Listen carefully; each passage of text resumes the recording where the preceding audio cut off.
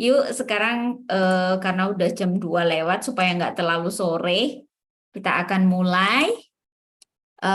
Sebelumnya kita akan doa bareng dulu. Mari kita bersatu hati di dalam doa. Tuhan yang baik, terima kasih kalau pada kesempatan siang sore hari ini kami boleh berkumpul bersama dengan teman-teman kami, para pemerhati anak, pelayan anak, guru, guru sekolah minggu maupun guru sekolah, orang tua, dan juga orang-orang yang tergerak hatinya untuk mendampingi anak-anak dalam masa transisi sekolah dari online ke onsite di masa pandemi yang tidak mudah ini. Terima kasih Tuhan untuk kesempatan sore hari ini. Kami sebentar akan berbagi pengalaman, sharing dengan narasumber kami, Kak Mahatseh Worowiranti. Kiranya Tuhan memberkati supaya kami semua boleh mendapatkan berkat dari pemaparan yang akan disampaikan oleh Kak Woro. Tuhan, kiranya Engkau memberkati teman-teman kami yang saat ini masih ada yang kesulitan untuk masuk ke dalam ruang Zoom ini. Mari Tuhan, kiranya Engkau yang pimpin untuk teman-teman kami ini, sehingga mereka boleh untuk bergabung bersama dengan kami di ruangan ini, untuk bersama-sama belajar dan saling berbagi cerita serta pengalaman. Tuhan berkati perangkat yang kami gunakan, sehingga kami boleh dapat melaluinya dengan baik hingga selesai usai acara ini nanti. Mari Tuhan kiranya Engkau yang campur tangan dalam agenda ini, sehingga kami boleh untuk dapat mendapatkan berkat yang daripadamu. Di dalam nama Tuhan kami Yesus Kristus, kami boleh untuk berdoa, mengucap syukur dan menyerahkan agenda kami. Haleluya, amin.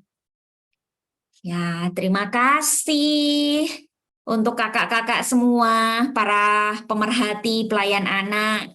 Jumpa lagi dengan saya gitu. Kalau kakak-kakak yang beberapa nama di sini saya melihat sudah sering kali bersama dengan kami gitu untuk mengikuti agenda kegiatan yang rutin dilakukan gitu. Untuk yang baru pertama kali, perkenalkan dulu saya Elisa. Elisa ya, Elisa dari GIF gitu. Kami melayani teman-teman, pelayan, pegiat, anak, guru, orang tua semuanya. Hari ini kita berjumpa lagi dengan fasilitator kita yaitu seorang psikolog gitu. Ini adalah sahabat kita, Kak Mahatseh Worowiranti dari rumah sakit ya, Rumah Sakit Telogorejo, Semarang. Wah, ini jauh loh, ini dari Semarang. Jauh-jauh dari Semarang untuk bertemu dengan teman-teman semua, baik yang ada di Jawa, di Sumatera, bahkan ada yang dari Sulawesi dan juga dari Papua gitu. Nah, hari ini tema kita itu tentang ya suka dan duka mendampingi anak-anak di masa pandemi yang nggak mudah. Sebentar online, sebentar lagi onsite datang ke sekolahan. Kalau pandeminya naik lagi, online lagi gitu ya. Itu nggak enak gitu. Nah, itu cerita-cerita yang saya dapatkan dari teman-teman yang lain gitu, baik dari orang tua maupun dari guru-guru, baik guru sekolah ataupun guru sekolah minggu. Nah, kira-kira seperti apa ya kita mau mendampingi anak-anak ini? Nah, kita lebih baik tanya nih sama sama seorang psikolog gitu. Jadi tadi sudah saya sebutkan perkenalan awalnya ini adalah seorang psikolog yaitu Kak Mahatseh Worowiranti. Nah, terima kasih untuk teman-teman. Boleh kok satu device untuk rame-rame satu sekolahan, guru-guru semua juga boleh.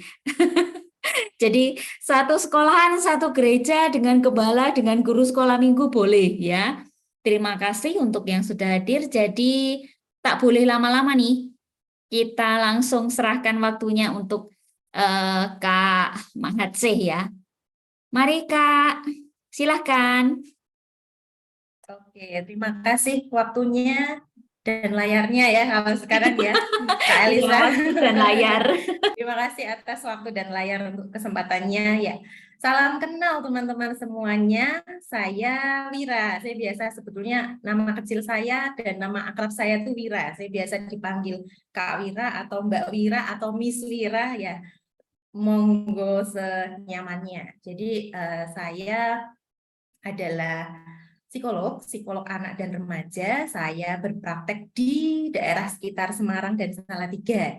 Jadi saya menetap di Salatiga, saya bekerja di Semarang. Saya aslinya sama seperti Mbak Elisa dari Gunung Kidul gitu.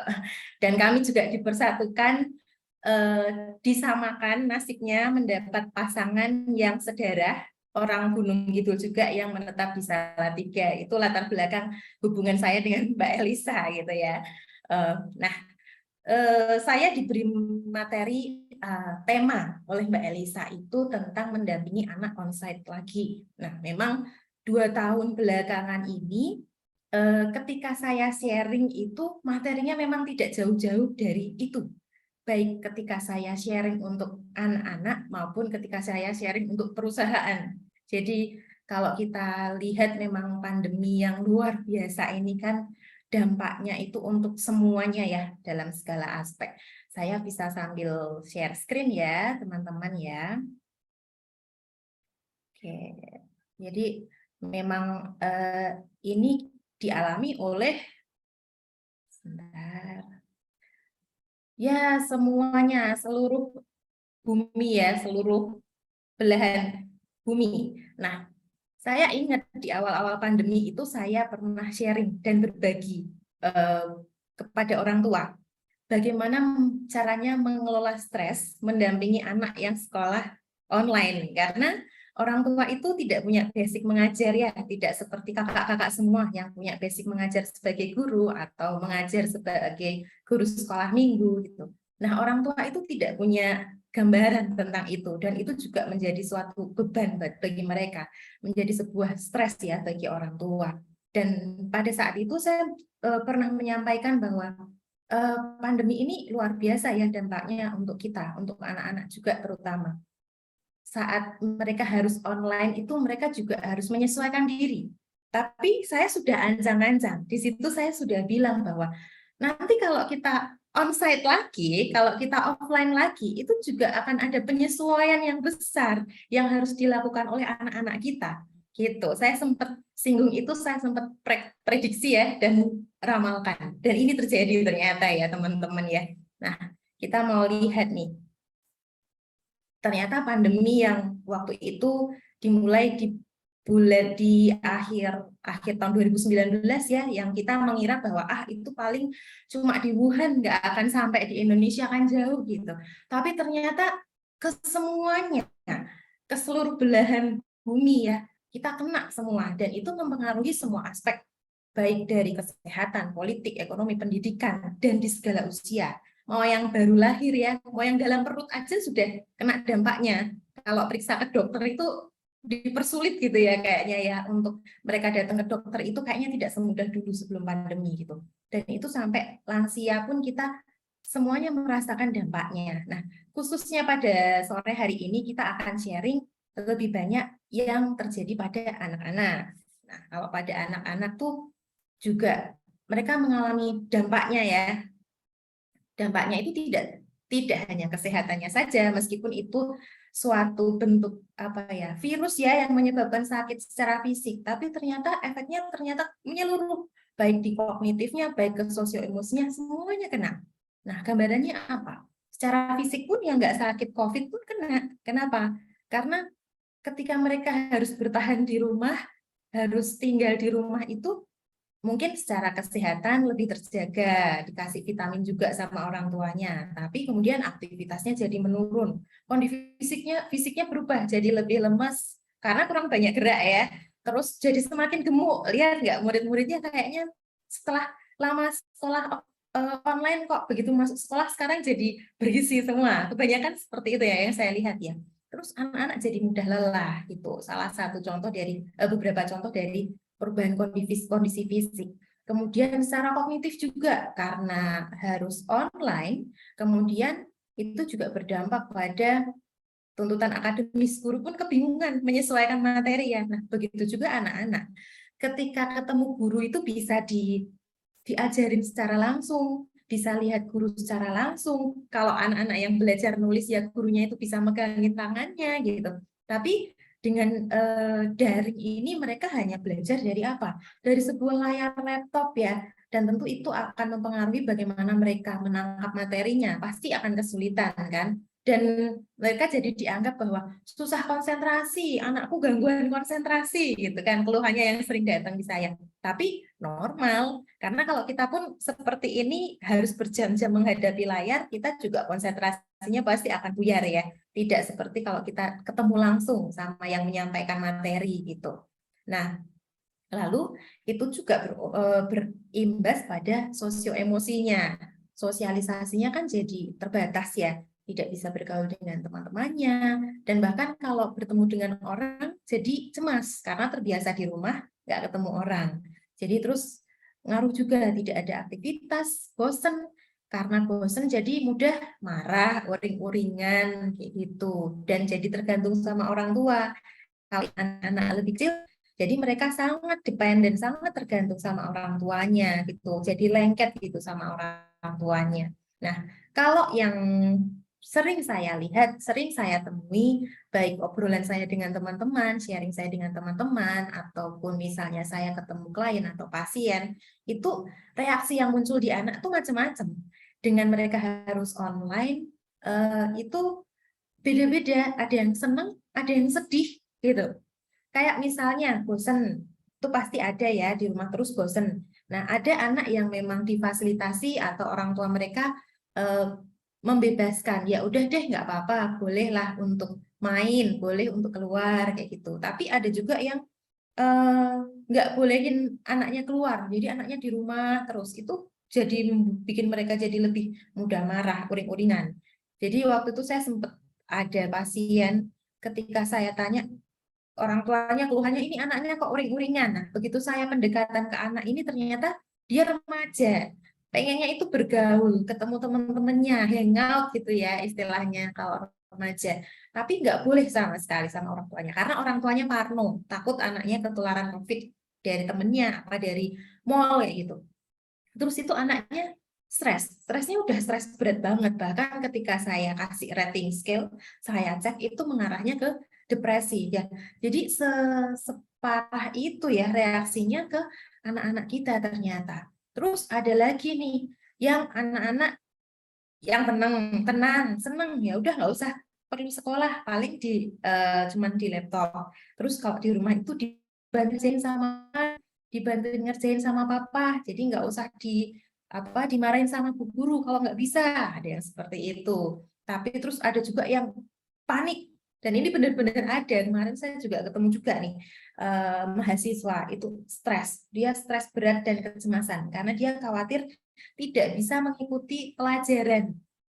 Terus ada lagi yang akhirnya kelas, karena tidak ada kontrol dari guru, kemudian dia menunda-nunda tugas yang harus dikumpulkan. Akhirnya sadar-sadar ini udah akhir semester dan tugasnya nggak dikerjakan semua. Dia pinter, tapi pada akhirnya harus tinggal keras kayak gitu. Jadi banyak banget kasusnya. Terus ada lagi nih yang lucu. Anaknya ya bukan lucu, antara lucu dan memprihatinkan ya, maaf. Jadi di saat semua anak itu seneng ketemu orang tuanya di rumah, bisa banyak quality time sama orang tuanya. Itu yang saya rasakan soalnya ya, ketika di rumah itu saya seneng kumpul sama anak, kumpul sama suami. Tapi ada anak yang ternyata stres berat, ada anak yang kemudian tertekan. Kenapa? Karena harus ketemu papahnya setiap hari. Menyedihkan ya, memprihatinkan ya. Ternyata lebih aman buat anak tersebut untuk tidak ketemu orang tuanya daripada harus ketemu orang tuanya di rumah, karena orang tuanya penuntut ya, demanding. Jadi ngecek terus anaknya, menuntut kamu harus ini gitu. Setiap emosi anaknya yang negatif itu ditolak, disangkal, nggak boleh seperti itu. Kamu harus senang, kamu harus happy, kamu harus bersyukur. Nah seperti itu, dan dia merasa tidak diterima. Akhirnya dia jadi tertekan karena harus ketemu terus sama orang tuanya gitu. Itu beberapa reaksi yang muncul. Nah, sebetulnya yang terjadi apa ya? Pola yang terjadi di sini apa gitu. Ini perbedaannya ya, teman-teman ya, dari masa offline yang dulu kita hidup adem ayem tanpa pandemi. Sekolah itu ya sesuatu hal yang normal, wajar, dan memang harus dilakukan. Tidak pernah terbayangkan ya waktu itu kalau sekolah itu bisa diliburkan lama, bahkan gereja yang setiap minggu selalu ada ibadah pun harus libur dalam waktu lama. Nah, ternyata itu happen, ternyata itu kejadian karena akibat dari si pandemi COVID-19 ini. Nah, yang terjadi pada anak-anak nih saat mereka tadinya sekolah rutin seperti biasa dan kemudian online itu terjadi perubahan rutinitas. Kalau dulu itu harus bangun pagi, harus siap-siap dari pagi berangkat sekolah jauh gitu ya. Tapi kalau sekarang mereka bisa bangun siang, buka mata, nyalain laptop sudah ikut sekolah gitu ya. Terus habis itu mau tidak mau tuntutan akademis juga disesuaikan. Tidak mungkin tuntutannya akan sama seperti ketika anak betul-betul sekolah langsung ya, karena di rumah tidak semua anak itu mendapat bimbingan langsung dari orang tuanya. Jadi akhirnya tuntutan akademis pun disesuaikan. Kemudian anak jadi tidak ketemu dengan gurunya, dengan temannya. Nah, ini bulan Juli akhir ini hampir serentak ya, hampir semua sekolah sudah mulai online, onsite. Kalau dulu masih ada nih yang selang-seling, separuh masuk, separuh libur, gitu. Nah, sekarang udah hampir serentak nih. Kelihatan jadi ya perbedaannya. Semua anak mulai mengalami untuk sekolah offline atau sekolah onsite. Mereka harus kembali ke sekolah, mereka harus kembali ke kehidupan nyata gitu ya, ketemu gurunya lagi, terus jam sekolahnya sudah kembali, tuntutannya juga sudah kembali seperti dulu ya, gitu. Nah, di sini terjadi sebuah perubahan. Kalau tadi Kak Elisa sempat menyampaikan ya, kadang onsite, kadang online, kalau naik ya online, kalau kasusnya menurun ya onsite lagi, suatu hal yang membingungkan dan untuk kita sebagai guru, sebagai orang tua pun kita juga ikut kayak di PHP ya, kadang sekolah, kadang di rumah gitu.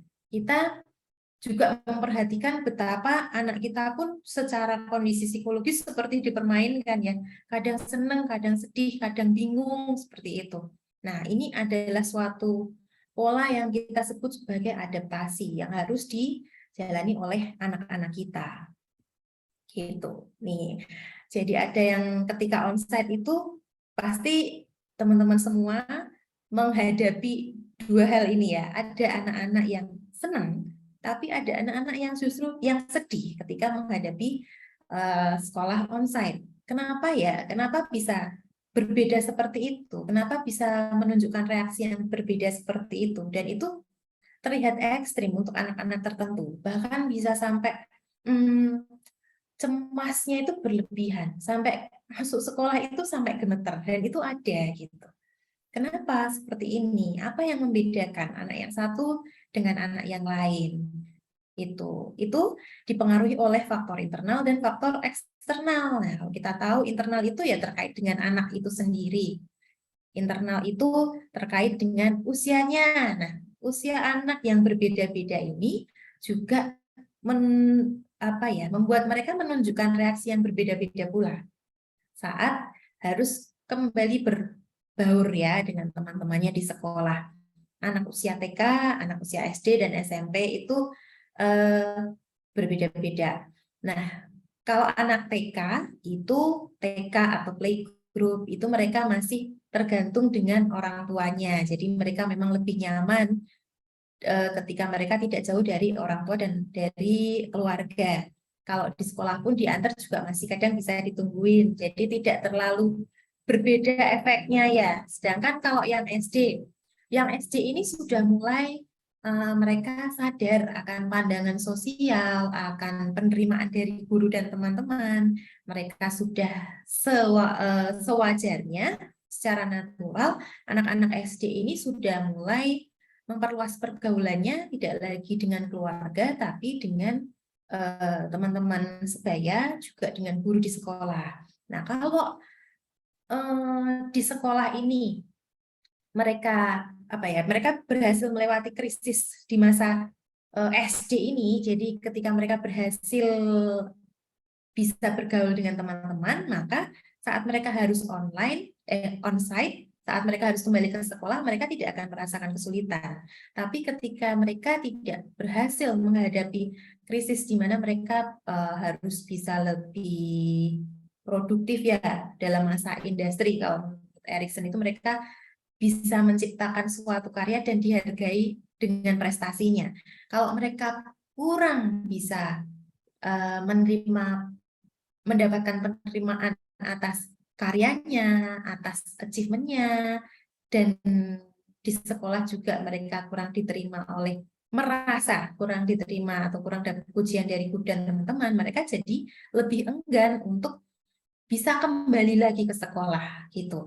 Apalagi kalau di rumah orang tuanya seperti membuat nyaman ya, orang tuanya itu kayak memanjakan atau kayak jagain banget nih, ngeman banget nih. Ngeman itu kayak sayang banget sama anak ini. Maka mereka jadi lebih nyaman untuk di rumah. Begitu juga nanti kalau SMP pun reaksinya akan berbeda. SMP itu udah masa-masa di mana mereka harus mencari identitas. Mereka harus mengenal teman-teman sebaya, mereka bikin grup, mereka mereka bangga ketika punya identitas bahwa oh aku punya grup seperti ini, aku anak anak basket gitu misalnya ya, atau aku anak musik, atau misalnya kalau mereka tidak punya achievement atau tidak punya prestasi dalam hal-hal itu, akhirnya mereka kan mencari grup atau kelompok lain yang meskipun itu menyimpang, kayak misalnya anggota geng gitu ya, seperti punk gitu. Itu bagian dari saat anak-anak remaja berusaha mencari identitas tapi tidak diterima di suatu komunitas yang tepat. Yang penting nggak apa-apa lah mereka dianggap sebagai anggota geng yang nakal, asal mereka punya identitas. Itu yang terjadi pada remaja. Nah, si remaja ini yang mereka bisa melewati krisisnya sebagai remaja, mereka akan menjadi lebih percaya diri ketika harus bergaul sama teman-temannya ya. Jadi tidak terganggu ketika harus kembali sekolah onsite, harus ketemu teman-temannya yang lain, harus berkumpul dengan teman-teman yang lain kayak gitu. Nah, faktor internal ini juga dipengaruhi dengan karakter atau kepribadian dari anak-anak kita ya. Ada yang introvert atau ekstrovert. Ya, kalau anak introvert itu nyaman sendiri.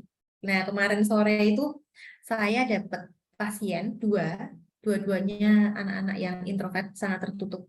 Dan ketika mereka harus balik ke sekolah itu, mereka sangat-sangat tertekan dan merasa lelah ketika harus berkumpul sama teman-teman.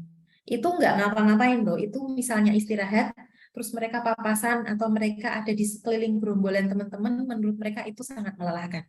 Nah, untuk orang-orang introvert, berkumpul, berinteraksi, itu ibaratnya seperti menghabiskan baterai. Ya, kalau untuk orang-orang ekstrovert, berkumpul, berinteraksi, itu mereka jadi semakin semangat, baterainya jadi tambah full gitu ya, bedanya seperti itu. Nah, treatmentnya itu pun nanti kita akan berbeda dalam memperlakukan anak-anak yang introvert maupun yang ekstrovert gitu, tidak bisa disamakan. Kemudian ada juga tipe anak yang udah cemas, tapi ada yang tenang ketika menghadapi tantangan. Nah, tantangannya anak sekolah itu apa?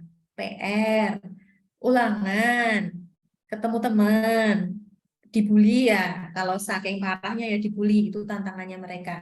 Kadang diejek, terus kadang di body shaming, itu tantangannya mereka. Ada yang mudah cemas ketika menghadapi lingkungan yang seperti itu, ada yang tetap tenang. Lalu ada anak juga yang fleksibel, ada juga anak yang kaku. Nah, kalau anak yang fleksibel ya oke lah, mau sekolah onsite, mau sekolah pakai laptop, mau nggak sekolah ya sudah enjoy aja gitu kan, karena fleksibel mereka. Tapi kalau anaknya kaku, ya pokoknya aturannya harus gini gitu. Ketika mereka digoyang sama perubahan-perubahan ini, maka mereka lebih mudah tergoncang ya secara psikologisnya. Saya bilang tergoncang dan menjadi kurang sehat secara psikologis ini bukan berarti itu langsung mengarah ke gangguan jiwa. kalau kita bicara soal kesehatan mental itu sama seperti kita kesehatan fisik ya, dari yang ringan sampai yang berat gitu. Kalau yang fisik itu gambarannya ringan itu ya pusing-pusing dikit, minum Panadol sembuh gitu. Psikologis pun seperti itu. Ada yang stres-stres dikit, terus ketika sudah beradaptasi stresnya hilang. Tapi ada juga yang kondisi yang lebih parah, mau apa ya, sudah ditreatment secara psikologis belum juga mendingan dan perlu bantuan dari psikiater. Itu yang kondisi psikologis yang semakin yang parah seperti itu gitu. Lalu juga adaptasi anak-anak yang sekolah onsite ini dipengaruhi juga dengan lingkungan eksternalnya. Bagaimana orang tua dan keluarganya, bagaimana sekolahnya ya. Kalau orang tua itu hubungannya sama pola asuhnya, komunikasinya dengan keluarga itu bagaimana. Kemudian kalau di sekolah itu guru, teman, interaksinya seperti apa? Teman-temannya welcome nggak? Guru-gurunya welcome nggak? Kata-kata yang diciptakan oleh lingkungan anak ini mendukung, membangun, positif, atau seakan-akan memojokkan kondisi anak gitu ya. Kalau anak sedang menghadapi kondisi mental yang kurang baik, misalnya stres atau cemas, itu mereka sangat sensitif. Jadi kita memang perlu lebih hati-hati bicara dengan mereka ya. Kata-kata yang menurut kita bercanda, kata-kata yang menurut kita biasa aja, ternyata ditangkap sama mereka itu negatif.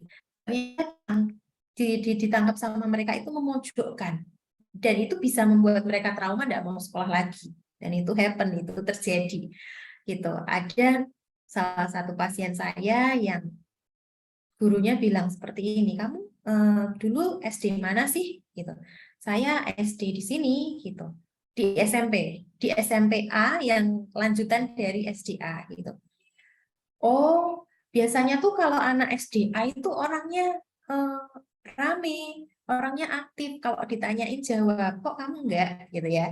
Guru menganggap itu adalah suatu omongan yang biasa lah ya. Kayak ngobrol biasa sama temen, tidak akan terlalu berdampak ke pikiran atau ke psikologisnya anak. Tapi ternyata dengan kata-kata itu, kebetulan anaknya memang sedang berjuang menghadapi depresi, maka itu ditangkap sebagai suatu hal yang sangat menyakitkan. Akhirnya anaknya nggak mau lagi sekolah di sana, gitu ya. Gambarannya seperti itu. Itu adalah individual differences. Kita mesti melihat dulu bahwa satu anak dengan satu anak yang lain itu berbeda, gitu. Nah, lalu apa yang harus dilakukan sih kita sebagai orang tua atau kita sebagai pengajar? Saya rangkum menjadi 5 langkah. 5 langkah ini bisa kita terapkan untuk anak-anak kita, untuk murid-murid kita.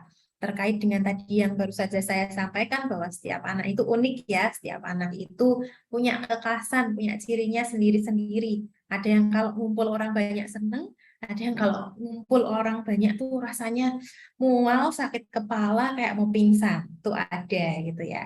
Nah, jadi yang pertama harus kita lakukan ke anak-anak kita adalah empati. Itu kuncinya. Kunci yang pertama, empati. Setiap kita mesti paham bahwa setiap anak itu berbeda kondisinya, tidak bisa kita samakan dan tidak bisa kita bandingkan. Bahkan kembar pun beda. Anak pertama, anak kedua itu beda gitu ya. Nah, kemudian langkah yang kedua adalah dengarkan. Jadi di saat mereka tidak nyaman, itu mereka perlu mengungkapkan itu. Kalau ketidaknyamanan itu disimpan terus-menerus, maka akan menumpuk. Nah, saat menumpuk tentu semakin membuat tidak nyaman ya, semakin membuat kondisi mentalnya juga semakin tidak sehat. Maka ketika mereka berkeluh kesah, ya kita sediakan telinga kita sediakan keterbukaan kita. Kadang yang disampaikan anak-anak itu bukan selalu hal yang betul menurut kita, bukan hal yang benar menurut kita. Kadang itu mereka menyampaikan kesalahannya mereka, penyesalannya mereka, atau emosi-emosi mereka yang negatif. Tapi kita sebagai orang tua, sebagai pengajar, hendaknya tidak terlalu terburu-buru dalam menanggapi atau menolak. Jadi yang pertama dilakukan mesti menerima, memvalidasi. Oh, kamu cemas, tidak nyaman ya kalau lagi kumpul sama teman-teman. Gimana? Rasanya gimana? Ceritain. Siapa tahu papa, mama bisa bantu. Siapa tahu Miss atau Bu Guru bisa bantu gitu. Jadi kita perlu setelah kita empati maka kita mendengarkan. Kalau kita mendengarkan dengan empati maka kita tidak terburu-buru untuk menjudge ya, tidak terburu-buru untuk melabel nih si anak ini pemalu, si anak ini tertutup gitu. Meskipun memang kita lihat bahwa dia tertutup gitu ya, tapi label itu lebih baik untuk sebagai suatu pengetahuan kita sendiri gitu ya. Tapi yang perlu diterima adalah perasaan si anak ini, keluh kesahnya seperti apa gitu ya. Karena kasus-kasus anak-anak itu biasanya lebih terbuka sama teman-teman.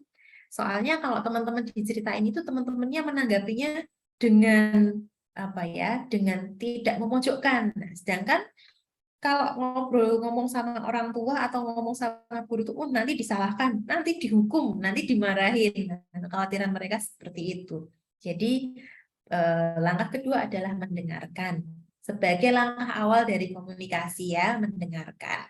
Lalu yang ketiga adalah percaya. Nah, percaya ini ada unsur optimisme di dalamnya, ada unsur keyakinan di dalamnya ya. Kita percaya bahwa anak kita ini bisa menghadapi.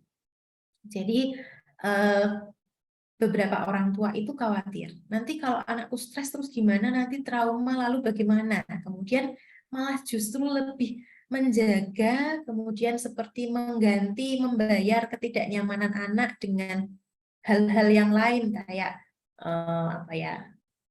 Mengikuti maunya, terus menuruti keinginannya, membelikan dia sesuatu untuk membayar sebagai rasa tidak teganya gitu ya. Tapi justru yang diperlukan adalah kita perlu menunjukkan keyakinan kita, optimisme kita bahwa anak kita itu bisa gitu ya. Kalau saya boleh sharing sedikit dengan masa lalu saya ya, sebetulnya menolak sekolah ini adalah bukan hal yang baru akhir-akhir ini ada. Saya dulu pun pernah mengalami itu ya teman-teman ya. Jadi saya itu dulu sekolah di SMA yang favorit di kabupaten saya ya. Sebetulnya saya tidak senang sekolah di sana karena di sana itu tidak ada teman-teman geng saya semasa SMP gitu. Teman-teman geng saya itu nilainya tidak cukup untuk masuk di SMA tersebut. Nah, kok dilalah saya kebetulan nilai saya lumayan, jadi saya bisa masuk ke sekolah yang favorit ya di kabupaten saya. Itu selama 2 minggu, teman-teman, setiap hari sepulang sekolah itu saya selalu ngomong ke ibu saya, aku tidak mau sekolah di sana, aku mau pindah. Gitu.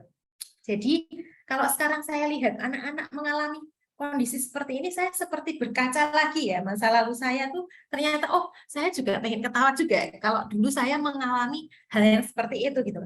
Oh iya, ternyata dulu pun saya juga pernah stres sekolah gitu ya. Dan itu saya alami setiap saya masuk ke sekolah baru. Maksudnya gini, setiap saya TK itu saya cranky, saya stres, saya cemas gitu ya, nggak mau ditinggal. Begitu masuk SMP, saya juga masuk SD, saya juga seperti itu. Kebetulan ya puji Tuhan, SD saya itu gurunya baik-baik dan bisa merangkul saya waktu itu. Kemudian saya harus masuk ke SMP. Nah, SMP ini SMP negeri. SMP negeri itu ya beda ya dengan yang swasta di mana guru-gurunya itu lebih care. Kalau SMP negeri itu ternyata gurunya lebih cuek gitu ya. Saya selalu berjuang setiap saya harus masuk ke sekolah baru. SMP itu SMP ya. Terus SMA, SMA itu 2 minggu kalau nggak salah. Kurang lebih 2 minggu saya selalu ngomel ke ibu saya bahwa saya pengen pindah, saya nggak mau sekolah di sana gitu. Terus habis itu kuliah. Nah, kuliah ini juga sama. Saya mengalami hal yang seperti ini juga. Saya tidak nyaman untuk beradaptasi dengan lingkungan baru. Saya tipikal anak yang pemikir, introvert, mudah cemas. Jadi saya bisa sangat empati ketika saya melihat anak-anak kita seperti itu. Karena saya pernah mengalami, saya pernah melalui itu. Terus habis itu yang saya tidak berjuang keras itu adalah masa S2 saya ya. Mungkin karena saya S2 terus sudah lebih paham tentang psikologi, saya sudah lebih percaya diri, saya sudah lebih bisa apa ya namanya ya, menemukan tools, menemukan cara yang tepat, alat yang tepat yang bisa saya gunakan untuk menyesuaikan diri gitu ya. Jadi hanya S2 ini yang saya bisa nyaman. Kayak gitu. Gambarnya seperti itu. Nah, di situ kita perlu yakin bahwa anak kita itu memang harus menghadapi suatu rintangan gitu ya untuk membentuk mereka jadi lebih dewasa. Nah, kalau misalnya kita jagain terus nih, kita tidak optimis, kita tidak yakin, dan kita jadi terlihat cemas ya.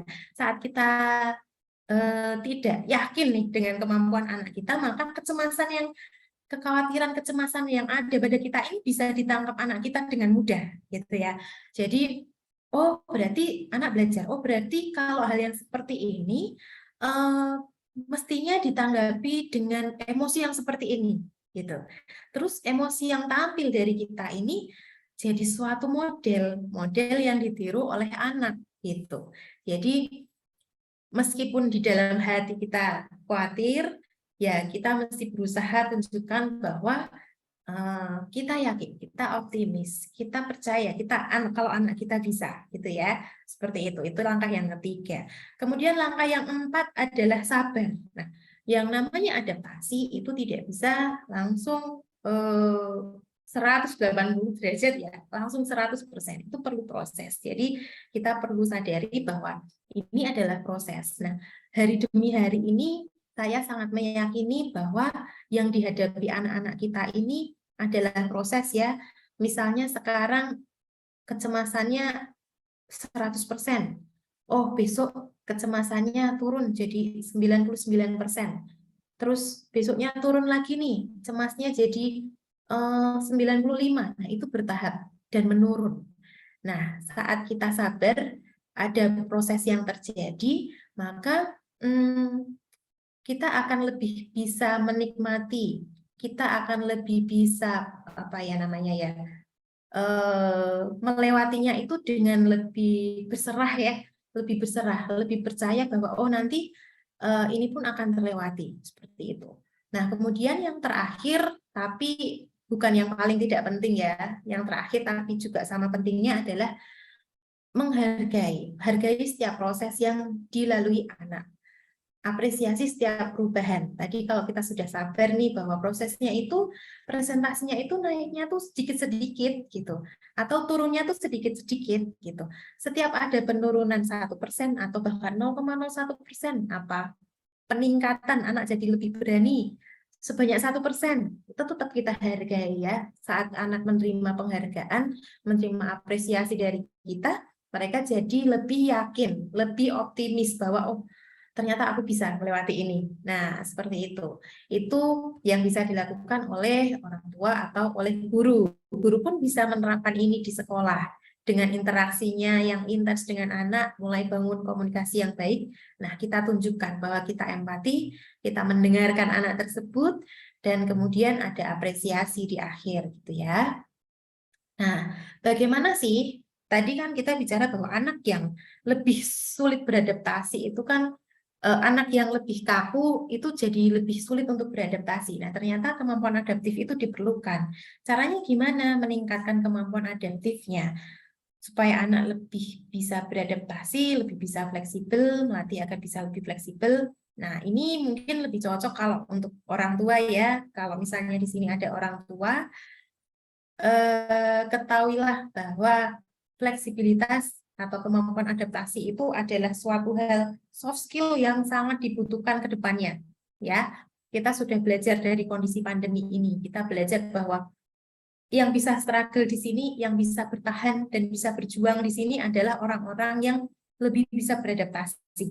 Ya, kalau orang-orang yang kaku dan sulit beradaptasi, mereka lebih kesulitan ya mengelola emosinya, mengelola keadaan stresnya.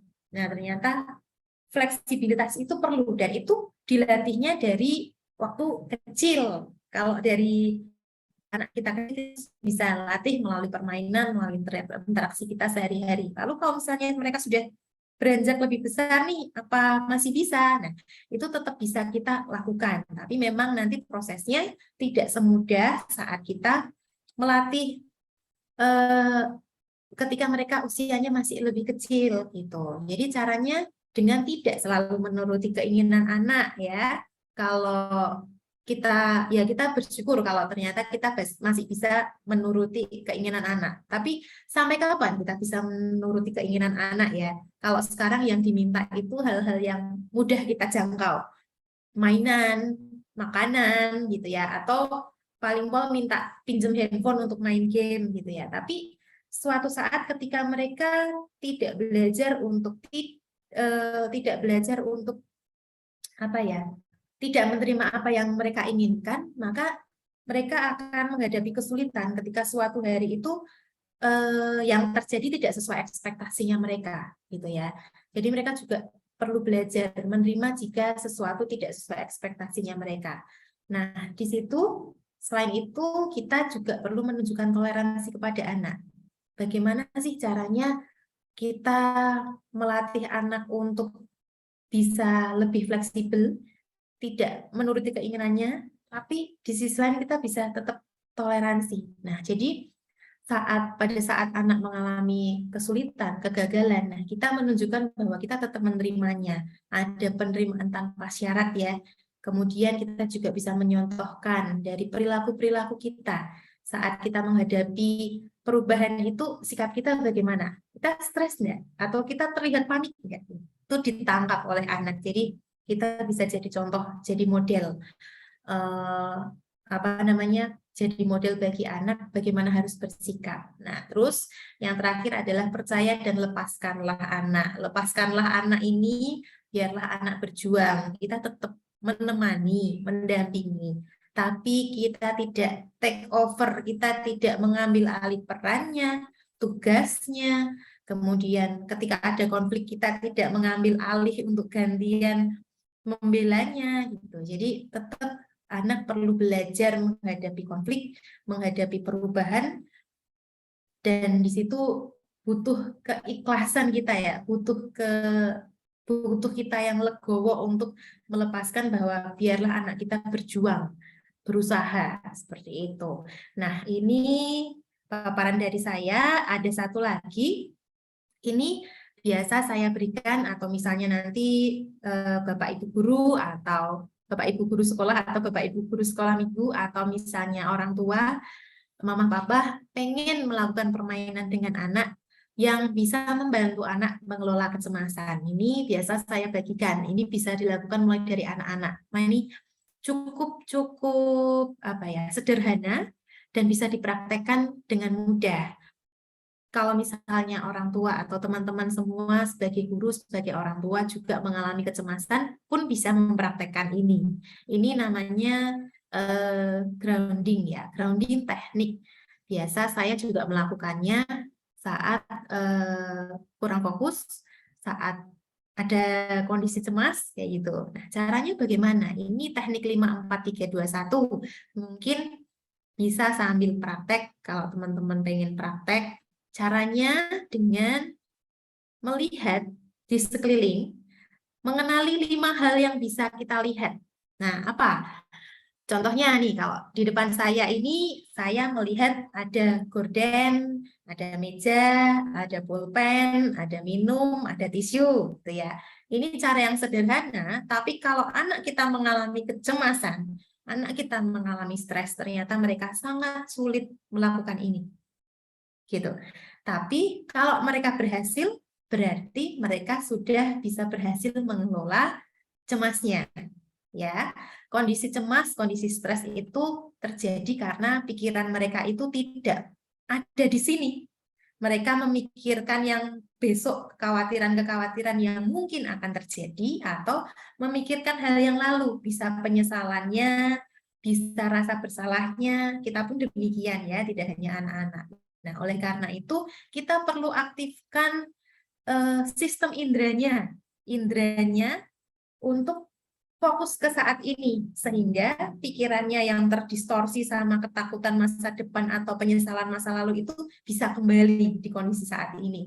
Nah, itu tadi yang pertama adalah 5 yang bisa dilihat. Kemudian 4 yang bisa dipegang. Dipegang itu bisa diraba pakai tangan, kemudian bisa diraba pakai kaki.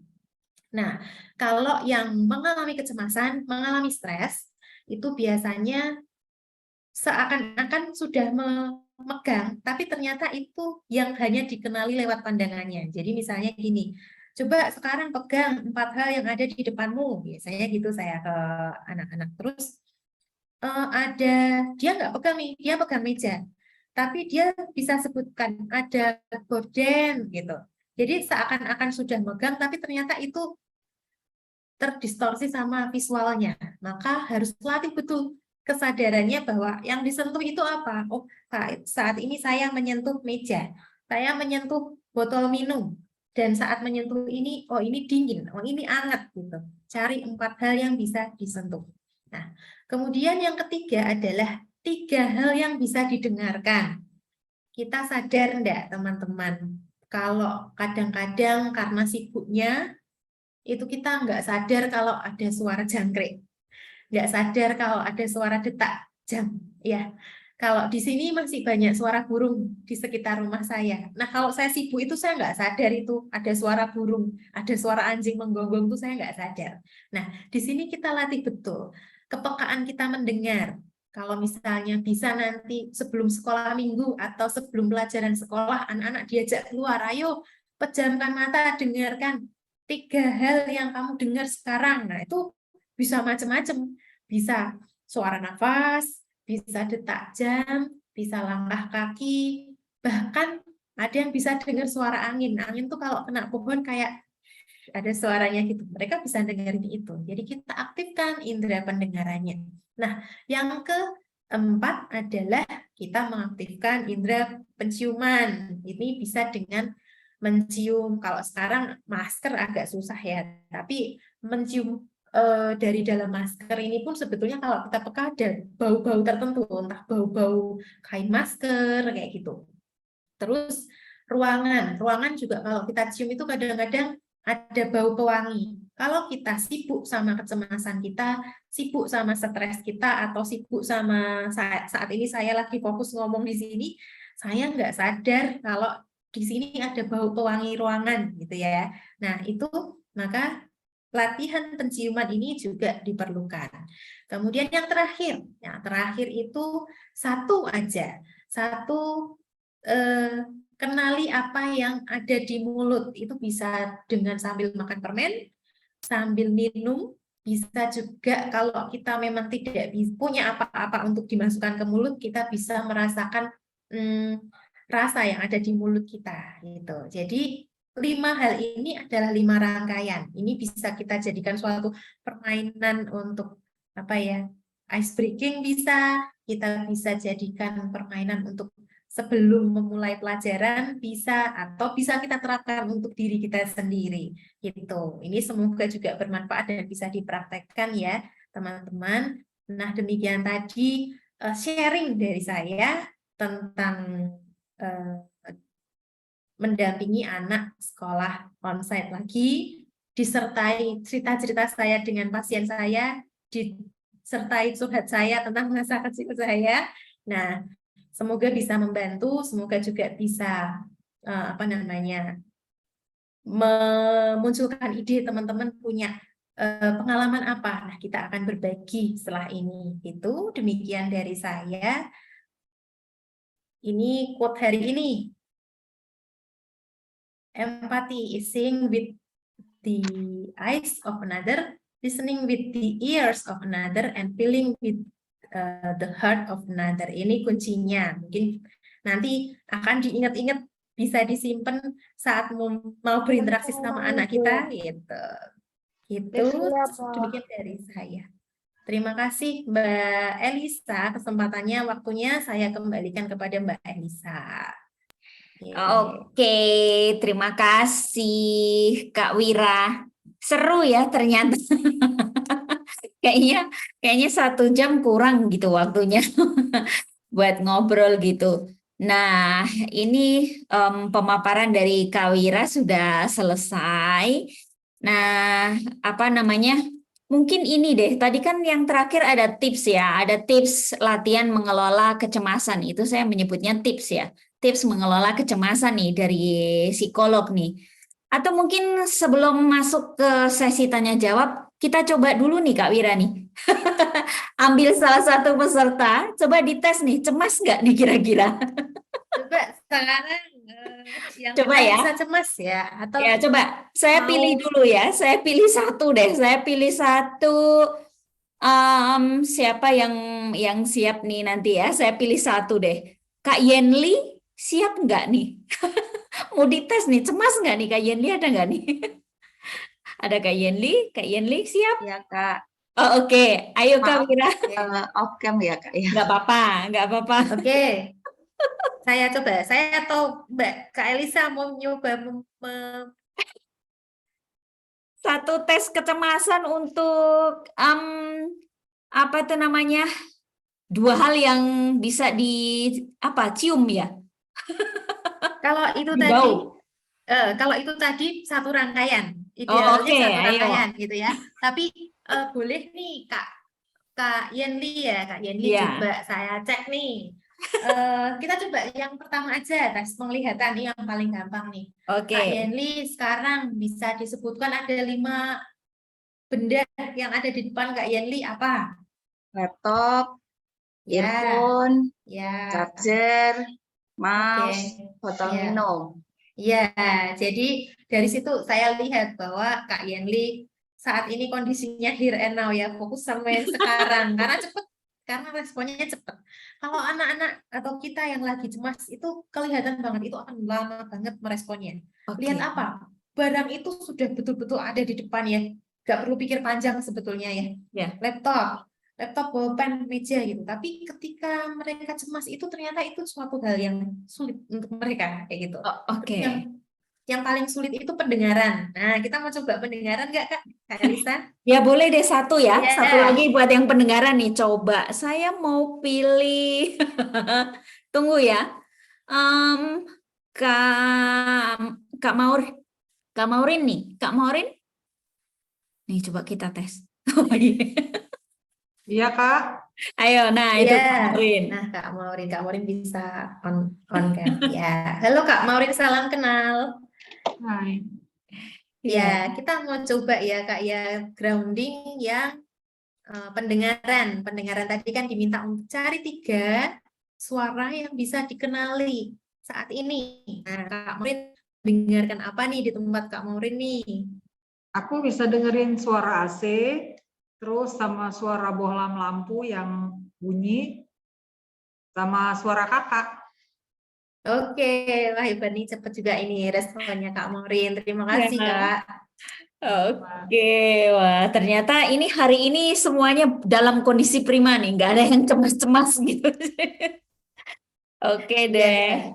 terima kasih Kak Wira untuk tesnya. Nah, sekarang kita akan masuk ke sesi tanya jawab. Nanti kakak-kakak boleh langsung open microphone ketika akan bertanya. Tetapi ini saya izin untuk bacakan satu yang sudah masuk nih dari Kak Bernadette yang dari Purwokerto.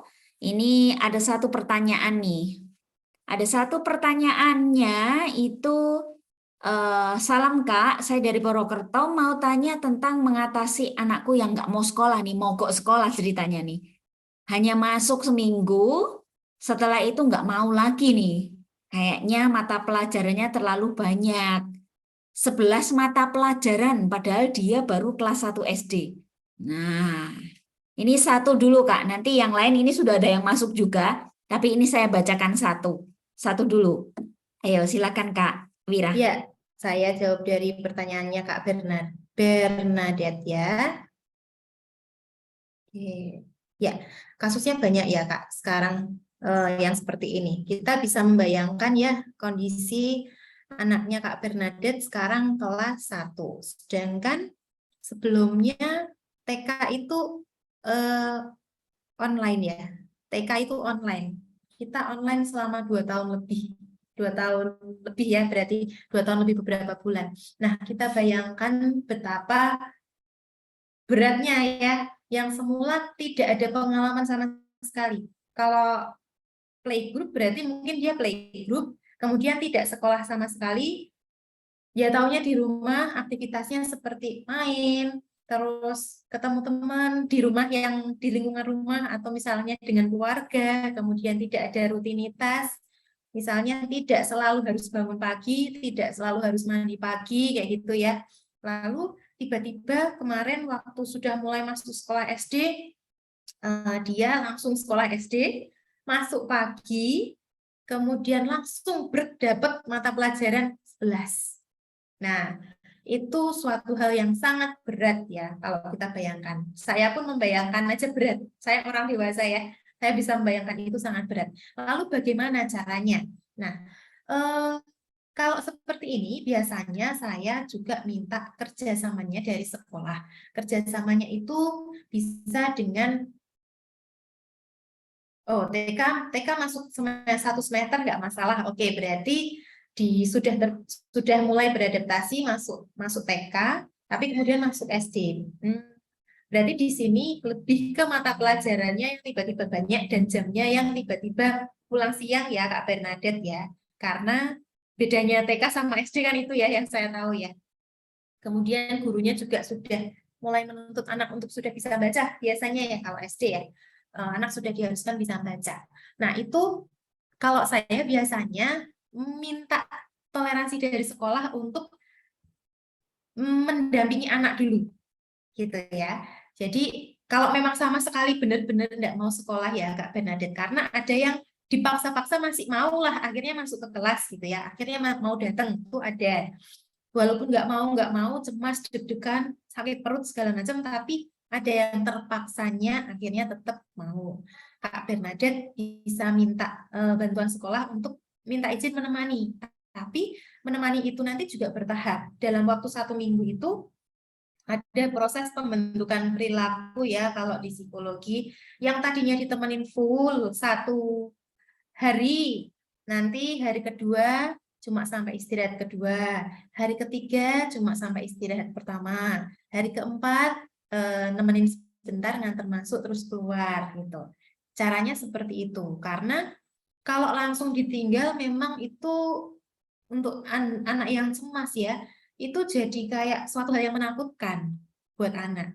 Jadi prosesnya seperti itu untuk mendampingi anak mulai sekolah. Nah, kalau misalnya memungkinkan anak ini, kalau kadang ada yang orang tua itu malah justru kalau nemenin anaknya semakin rewel, itu ada. Jadi orang tua tidak mau mendampingi. Nah, kalau seperti ini berarti gurunya yang kita tarik untuk mendekati si anak.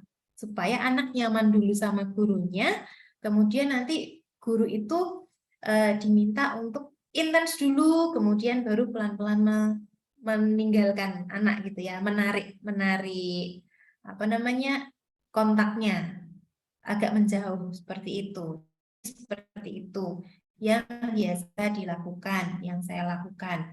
Terus di sisi lain di luar sekolah maksudnya bukan di jam pelajaran, kita cari ini teman yang sekelas itu siapa yang bisa berteman dengan anak kita, bisa bermain dengan anak kita. Nah, biasakan juga berteman dengan mereka. Jadi saat masuk sekolah itu tidak terasa asing. Kemudian dari sisi dia sama sekali nggak mau masuk, ditemani juga nggak mau. Nah, ini agak susah juga, tapi kita cari celah Kak yang dia membuat motivasi buat dia itu apa? Reward itu kayak hadiah atau kayak reinforcement ya, penguatan. Dia pengennya apa? Bisa dalam bentuk token itu misalnya dikasih stiker nih, kalau sehari bisa dikasih stiker, nanti stikernya dikumpulin itu bisa ditukar jadi pengen apa yang dia pengen beli dalam waktu seminggu. Jadi kita nggak melulu waktu dia mau masuk terus kita kasih hadiah, nggak seperti itu, tapi perlahan-lahan. Kalau ditanya tentang sekolah sedih dan nangis, nah, nanti dicoba ya dengan caranya saya ini. Digali lagi. Kalau misalnya memang seperti ini, bisa jadi ada hal lain ya yang dialami oleh anaknya Kak Bernadette. Nah, saat kondisi seperti ini bisa bertemu dengan profesional. Tadi yang lupa saya sampaikan adalah di kondisi apa kita harus meminta bantuan profesional. Ketika anak itu sudah betul-betul sulit untuk diarahkan, kemudian anak itu emosinya sudah betul-betul sulit dikendalikan, nah itu kita minta bantuan profesional jika kita sudah tidak bisa handle sendiri gitu ya. Nah, kalau selama dia tidak sekolah ini ya Kak Bernadette, bukan berarti di rumah kita tidak mengusahakan apapun ya kan, berarti nah di rumah itu kita lihat lagi pola apa sih yang belum pas di rumah. Apa memang dia tidak terbiasa menghadapi kesulitan, apa memang dia ada masalah dalam menangkap materi gitu ya, karena anak yang tidak bisa menangkap materi bisa jadi tidak mampu untuk pelajaran tertentu gitu. Ini bisa diketahui kalau kita melakukan tes IQ ke psikolog. Atau misalnya dia tidak terbiasa menghadapi kesulitan. Nah, di rumah banyak dibantu. Atau misalnya di rumah kurang mandiri. Nanti bisa diubah rutinitasnya di rumah supaya tetap bangun pagi, kemudian tetap mandi pagi, sarapan, buat rutinitas waktu sesuai seperti rutinitas sekolah. Bentuk stresnya malam panas, BAB sampai 5 kali di celana, dan cerianya hilang. Kalau seperti ini sudah masalah psikologis yang bisa dibilang agak berat ya, yang bisa dibilang cukup berat. Sebaiknya memang Kak Bernadette menghubungi psikolog ya, supaya nanti di assessment, dilihat, digali sebetulnya masalah utamanya anak ini apa, gitu ya. Kalau kita sudah tahu masalah utamanya, melalui tes psikologi, itu bisa dengan gambar, bisa dengan mengerjakan sesuatu, nah si anak ini bisa, psikolog bisa menyarankan yang bisa dilakukan apa. Ya, Ya, ini takut cukup sama pelik orang ya. tua, ya. Ya, Gurunya cukup ganti pelik. setiap mapel. Nah, Ya. takut sama orang tua, tidak mandiri, penakut sekali. Nah, ini adalah satu bentuk yang tadi saya sampaikan ya, bahwa dilihat dulu di rumah ini, anak ini terbiasa menghadapi kesulitan apa enggak. Karena kalau anak terbiasa menghadapi kesulitan, maka takut pun dia juga tetap akan berjuang untuk menghadapi gitu. PR-nya untuk Kak Bernadette, bisa menemui psikolog ya, di mana ya rumahnya? Di Purwokerto. Purwokerto ya, di Purwokerto itu Purwokerto Kak. itu Ya. ya, di Purwokerto itu ada praktek psikolog Anargia kalau nggak salah ya Kak Bernadette, bisa konsultasi kalau ada psikolog di Anargia, atau di rumah sakit itu selalu ada psikolog. Sekarang rumah sakit itu wajib ada psikolog, nah bisa dikonsulkan ke sana. Karena kalau saya lihat memang sudah mengarah ke lebih berat dari stres ya, karena sudah sampai panas, sudah sampai BAB, dan didukung dengan ketidakmandirian. Selain ketemu psikolog, coba di rumah mulai dibenahi pelan-pelan dengan mengajarkan supaya, supaya lebih mandiri. Nah, itu dulu kuncinya. Di rumah diajarin supaya lebih mandiri. Jadi anak berani untuk menghadapi kesulitan gitu. Itu dari saya. Terima kasih. Terima kasih Kak Bernadette untuk pertanyaannya, dan mudah-mudahan tadi Kak Wira memberikan jawaban sudah sedikit menolong atau memberikan gambaran bagaimana harus memberikan treatment kepada anak yang ya awalnya memang jadi mogok sekolah gitu kan, tapi ternyata di belakangnya ada beberapa rentetan hal yang mendukung, dan mungkin memang perlu bantuan profesional supaya lebih terarah gitu dalam memberikan treatment untuk anak Kak Bernadette ini ya. Baik, kalau begitu kita lanjutkan ke pertanyaan berikutnya karena sudah masuk. Atau mungkin kita ke satu dulu ya Kak Yenli, nanti habis Kak Deliana, pertanyaan dari Kak Deliana, nanti Kak Yenli ya, terus nanti baru Kak Ria, pertanyaan dari Kak Lia. Jadi ini saya coba sampaikan dulu satu pertanyaan yang sudah di-chat ini, bagaimana mengatasi anak yang susah fokus, gampang terdistrak, dan gampang terdistraknya itu di saat jam pelajaran. Gitu Kak Wira, ini satu pertanyaan yang sudah masuk Boleh silahkan dijawab. Nanti habis ini Kak Yenli ya yang sudah angkat tangan dari tadi. Mari silakan Ini Kak. yang susah berkonsentrasi ini pertanyaannya ada di Kak Elisa Ada ya? iya di chat Oke. ya. Di chat sini ada nggak ya Kak? Nggak ada ya? Nggak ada. Nggak ada. Jadi ini Bukan di chat. pertanyaannya bagaimana mengatasi anak yang susah fokus gitu. Jadi gampang terus distract ketika jam pelajaran gitu. Oke. Saya minta informasi usia dan kelasnya Kak. Nah, ini Kak Deli Kondisinya- boleh langsung open mic. Ya boleh, lebih enak kalau misalnya tanya. Masih Oh, ini anak-anaknya juga lagi ribut ini. lagi seru. 1 SD, Kak. Kelas satu. Kelas SD ya. Kelas 1 SD sebelumnya sempat onsite TK, sekolah ketemu TK. Iya, beberapa bulan sebelum tamat dari TKB.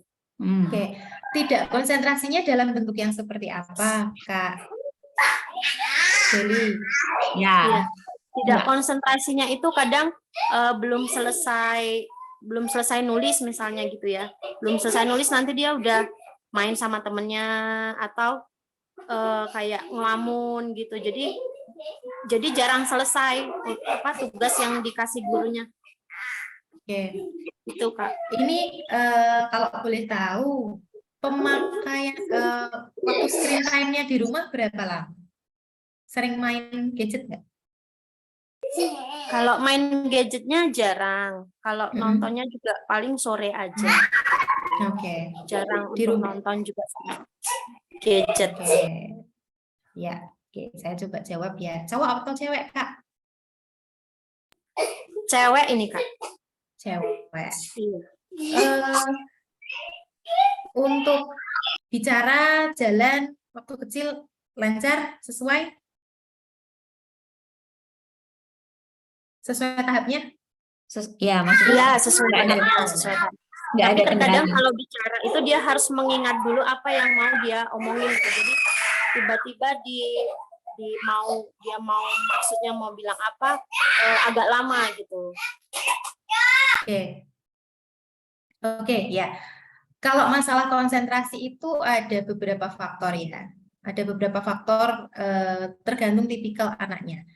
Ada yang memang satu, ada gangguan konsentrasi, tapi itu harus pemeriksaan yang detail ya oleh psikolog. Kembali lagi harus pemeriksaan kalau kita ingin memutuskan itu gangguan konsentrasi atau bukan, gitu ya. Kemudian yang kedua, ada tipikal anak yang tipe belajarnya kinestetik. Kinestetik itu dia harus bergerak, baru dia paham. Nah, anak seperti ini tidak bisa kita berharap banyak dia untuk duduk tenang sampai pelajaran itu selesai, gitu ya. Kemudian selain itu terkait dengan masa belajar masuk SD, berarti kan baru masuk. Bisa jadi anaknya Kak Deli ini belum begitu belum begitu terbiasa, belum begitu beradaptasi dengan aturan. Aturan itu contohnya kalau di sekolah itu ya harus duduk dan mengikuti gitu. Tidak karena dia ada gangguan konsentrasi, tapi karena dia sulit untuk mengontrol dirinya, mengontrol keinginannya, komit untuk menyelesaikan apa yang sudah dimulai. Nah, itu sebetulnya itu bisa dilatih di rumah. Misalnya dia main apa, di rumah itu diajarin untuk selesaikan dulu, baru ganti yang lain. Bereskan dulu, baru ganti yang lain. Gitu. Itu terkait dengan kepatuhannya anak ini juga. Jadi, apakah dia bisa paham nih, komit terhadap apa, tanggung jawabnya apa, gitu. Karena ada banyak faktor. Ketika kita mau bilang anak ini gangguan konsentrasi, ternyata karena dia belum siap aja, atau ternyata karena dia memang anaknya kinestetik, butuh gerak. Kalau anaknya yang tipe kinestetik butuh gerak, maka sebelum masuk kelas kita harus puaskan dulu gerakannya, gitu. Jadi sebelum sekolah itu dia mesti bangun pagi, dia mesti jalan-jalan dulu, bergerak dulu, baru saat nanti masuk kelas harus duduk tenang itu dia siap duduk tenang. Itu untuk anak yang kebutuhan geraknya tinggi. Terus kalau terkait dengan kepatuhan, komitmen terhadap tugas, itu bisa itu tadi dilatihnya, dia harus menyelesaikan apa yang sudah dimulai. Begitu juga kalau di rumah. Di rumah itu kalau makan ya selesaikan dulu makannya, dikasih waktu misalnya 15 menit atau 30 menit kalau anak yang lebih kecil ya. 15 menit itu mestinya sudah selesai kalau anak SD. Itu selesaikan dulu, nggak sambil ngapa-ngapain. Disadari, dikunyah, kalau sudah selesai baru boleh jalan-jalan. Dan kita biasakan dia untuk melakukan aktivitas itu sambil duduk. Kalau makan sambil duduk, kalau menulis sambil duduk, minum juga nggak sambil jalan-jalan. Tapi kebutuhan jalan-jalan geraknya itu difasilitasi dengan ngasih kesempatan untuk ya boleh kalau weekend kita jalan-jalan kemana untuk apa namanya memuaskan keinginannya bergerak gitu.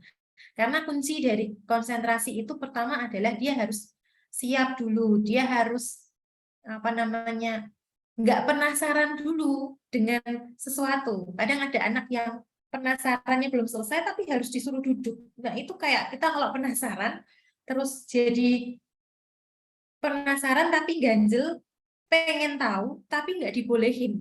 Itu bikin nggak fokus, itu bikin susah. Maka kalau kita tahu anak kita tipenya yang mudah penasaran, kayak misalnya nih kelas 1 sekolah baru. Sekolah baru itu dia harus diajak dulu eksplor ke sekolah-sekolahnya. Ini ada tempat apa, dikenalkan satu persatu. Kalau TK bisa kayak dikenalin ini di TK ini ada mainan apa aja gitu. Jadi waktu dia harus duduk tenang, dia sudah paham bahwa oh di sana ada ini, aku udah nggak penasaran lagi kayak gitu. Tapi ada tadi juga ada tambahan pertanyaan ya, kalau misalnya mau ngomong sesuatu tuh kayak mikir dulu kok lupa. Nah, ini nanti bisa dipastikan dengan tes IQ. Anak ini secara kemampuan kognitifnya seperti apa? Apa memang dia ada kendala untuk mengingat memori jangka pendeknya, atau memang ada kondisi tertentu yang membuat dia kayak pikirannya meletup-letup gitu ya. Tiba-tiba ingat apa lalu jadi lupa sama yang akan disampaikan gitu. Gitu. Nanti dicoba dulu Kak memfasilitasi geraknya dulu, kemudian apa namanya tadi ya. Habis memfasilitasi geraknya, melatih kepatuhannya, komitmennya terhadap tugas atau aktivitas gitu. Jadi apa ya? Rules aturan di rumah itu perlu. Jadi bukan berarti kalau anak-anak itu lalu kita tidak kenalkan aturan. Lalu ya udah mumpung masih anak-anak ya biarkan atau ya maklum namanya anak-anak gitu. Kita tetap ajarkan aturan. Aturannya apa misalnya? Kalau mau mandi, bajunya dilepas, taruh ke keranjang kotor. Ya aturan-aturan sederhana itu membuat anak lebih bertanggung jawab dan dia tahu nih, kalau aku di sekolah berarti tugasku, tanggung jawabku adalah untuk duduk dan mendengarkan. Seperti itu. Belajar aturannya dilatih juga. Gitu. Jadi Kak Gandhi. Iya. Baik. Terima kasih Kak Lisa. Terima kasih Kak Vira. Terima kasih Kak Vira. Iya. Kak Deli semoga menjawab ya. Jadi mulai dari sekarang mulai dikenalkan dengan aturan sederhana nih. Kayak misalnya kalau saya di rumah tuh anak saya yang kecil, ayo buang sampah di tempatnya gitu, nggak boleh buang sembarangan, ya, seperti itu. Terus habis minum gelasnya taruh lagi di tempatnya, seperti itu. Kalau habis mainan, ayo mainannya beresin, masukkan di keranjangnya gitu. Kalau saya di rumah begitu. Terus ya seperti itu, memang betul harus dikenalkan dengan aturan. Terima kasih Kak Vira. Saya nambahin sedikit. Ya, boleh. Jadi terkait kondisi pandemi anak sekolah di rumah online ini kan jadi anak tidak familiar dengan yang namanya aturan sekolah. Ya, kalau kapan harus duduk, kalau istirahat boleh lari-lari, tapi kalau masuk harus duduk. Nah, termasuk adaptasi yang mereka lakukan itu tidak hanya adaptasi tentang akademisnya atau adaptasi tentang bertemu temannya, tapi juga adaptasi ternyata ada tempat yang namanya sekolah yang di situ aku harus nurut, harus ada aturan yang aku ikuti gitu. Nah, selama ini mereka sekolah online itu kan yang dipahami adalah buka laptop, lihat dari laptop gitu ya, sekolahnya gitu. Ada beberapa hal yang miss gitu ya, ada beberapa hal yang tidak bisa mereka pelajari terkait dengan kayak aturan, kepatuhan, kemudian relasi dengan teman harus seperti apa, dengan guru itu memperlakukan guru harus hormat seperti apa, itu tidak dikenal sama mereka saat mereka harus sekolah melalui laptop gitu ya. Dianggapnya guru itu sama seperti orang dewasa lain di rumah gitu ya, bisa diajak bercanda. Padahal sebetulnya guru pun anak perlu ada apa ya, perlu berinteraksi dengan guru dengan lebih respect. Beda mungkin kalau sama orang tua mungkin lebih santai kayak gitu ya. Hal-hal yang seperti itu juga kita perlu latih juga untuk anak. Gitu Kak Elisa. Terima Oke, kasih. terima kasih Kak Wira untuk tambahannya, ini sangat sangat sangat asik sekali gitu. Dan itu yang kita butuhkan. Nah, Kak Ria, sebelum Kak Ria, saya ke Kak Yenli dulu ya. Jadi Kak Yenli sudah angkat tangan, nanti capek tangannya diangkat terus begini kan, kasihan gitu. Jadi kita berikan waktu ke Kak Yenli dulu. Kak Yenli silakan. Terima kasih Kak. Mohon maaf saya off cam karena ini sinyalnya juga putus-putus. Nah, ini Kak, dampak pandemi ini kan dahsyat ya Kak ya. Jadi kan saya juga mengajar di sekolah. Saya melihat itu ada banyak perkembangan anak itu yang terlambat begitu. Nah, ini akhirnya menjadi dilema juga begitu ya. Di satu sisi kami senang sekali begitu menyambut anak-anak ini untuk PTM. Orang tua pun juga senang begitu ya, karena mereka bisa mengirimkan anak-anak yang langsung sekolah tanpa harus buka di laptop begitu. Itu kan sengsara memang ya, apalagi harus mendampingi mereka begitu. Nah, tapi di sisi lain ada anak-anak ini yang akhirnya sulit untuk bisa pakai masker. Begitu. Jadi dengan kondisi kekhususannya begitu ya, keterlambatannya, ada yang belum bisa bicara sudah umur 2 tahun lebih. Kemudian ada yang tantrum begitu. Nah, ini gimana ya kami ini melatih anak-anak ini untuk bisa pakai masker gitu, karena mereka kalau dipakai masker, maskernya dibuang pasti itu begitu, dipakein lagi gitu, nanti begitu lagi. Nah, sedangkan ini kan juga prokes itu kan standar ya begitu. Nah, ini bagaimana menurut Kak Wira begitu untuk anak-anak yang khusus-khusus ini dengan kebutuhan mereka begitu, untuk kami bisa mengajarkan memakai masker. Karena ada satu ini yang akhirnya orang tua pun juga merasa nggak nyaman gitu dengan kehadiran anak ini yang di kelas tanpa masker begitu kan ya. Nah, seperti itu. Kemudian memang susah juga, kami juga sudah bicarakan dengan orang tua, kami juga sudah dekati orang tuanya pun give up begitu. Susah katanya ngajari pakai masker, nggak bisa begitu. Nah, ini bagaimana? Ini yang pertama ya Kak ya. Lalu ada kasus lagi yang lain begitu. Nah, ini ada satu anak ini, dia sudah umur ya 4 tahun ya, 3 tahun lebih lah, hampir 4, usia TKA begitu. Nah, ini menurut kami setelah ya beberapa juga rekan guru yang mengobservasi dan juga menangani, sepertinya ini di problem kepatuhan sih Kak, begitu. Karena dia tidak bisa sama sekali memperhatikan pembelajaran begitu. Jadi kata kunci yang selalu dikeluarkan adalah main, pulang. Seperti itu. Jadi ketika dia dituruti memang main, misalnya dibawa ke playground, wah dia akan luar biasa begitu. Tidak ada hentinya. Memang kami lihat anak ini aktif sekali begitu. Apakah ada kecenderungan ke ADHD begitu ya? Nah, terus kemudian juga ternyata penguasaan kalimatnya juga tidak banyak, tetapi dia bisa begitu mengungkapkan, kadang itu bisa berkata-kata dengan kalimat yang cukup berkalimat dengan kata-kata yang cukup banyak juga gitu.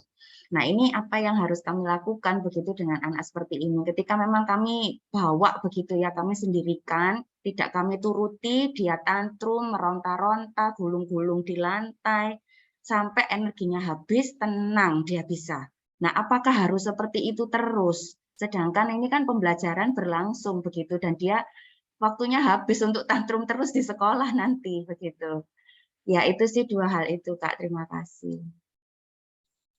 Baik Kak Wira, silahkan langsung beri Ya, tips-tipsnya nih. saya boleh tanya Kak Yenli tadi mengajar di sekolah apa ya? Sekolah kebutuhan khusus atau sekolah Oh apa? enggak, TK? sekolah umum kami Kak. Tapi ada ternyata setelah kami layani itu ada anak-anak yang memang khusus begitu.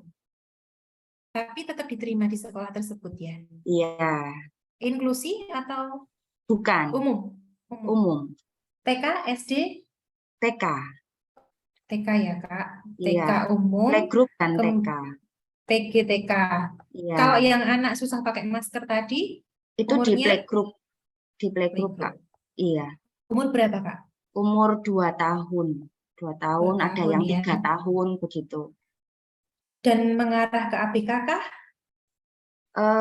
Iya, sepertinya begitu karena dia ini menutup telinga, teriak-teriak ketika ada sesuatu yang dia dengar itu bagi dia seperti kayak menakutkan begitu. Sedangkan itu suara yang normal semestinya, maksudnya itu bagi orang normal begitu ya. Ya. Tapi setelah Terus, beberapa waktu kami amati, ternyata dia peka terhadap suara-suara yang baru dia dengar. Kalau misalnya Oke. ada kami putarkan lagu yang mungkin itu dia familiar, dia nggak apa-apa begitu. Tetapi ada yang lain misalnya bunyi, kami misalnya nyanyi dengan menggunakan rebana. Nah itu dia awalnya teriak-teriak gitu.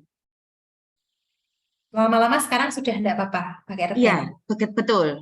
Terus Oke. awalnya pertama drum, lalu kemudian nggak apa-apa begitu sekarang. Artinya Ya. memang kami akhirnya belajar untuk mengenalkan suara-suara baru kepada dia. Ya. Oke. Saya tanggapi ya Kak ya. Ya, Oke.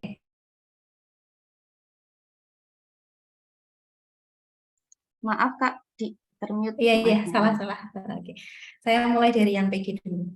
Tadi dari pertanyaannya Kak Yenli itu saya kira memang sekolahnya sekolah untuk anak berkebutuhan khusus ya. Sebetulnya dengan problem yang ada, kalau anaknya sudah mengarah ke berkebutuhan khusus, memang disarankan untuk sekolah di sekolah yang tepat atau sekolah yang menyediakan shadow teacher atau guru pendamping. Nah, akan lebih bagus kalau di sekolah Kak Yenli ada guru pendamping yang bisa mendampingi anak-anak ini yang suka lepas-lepas masker gitu, itu perlu guru pendamping yang untuk membiasakan itu.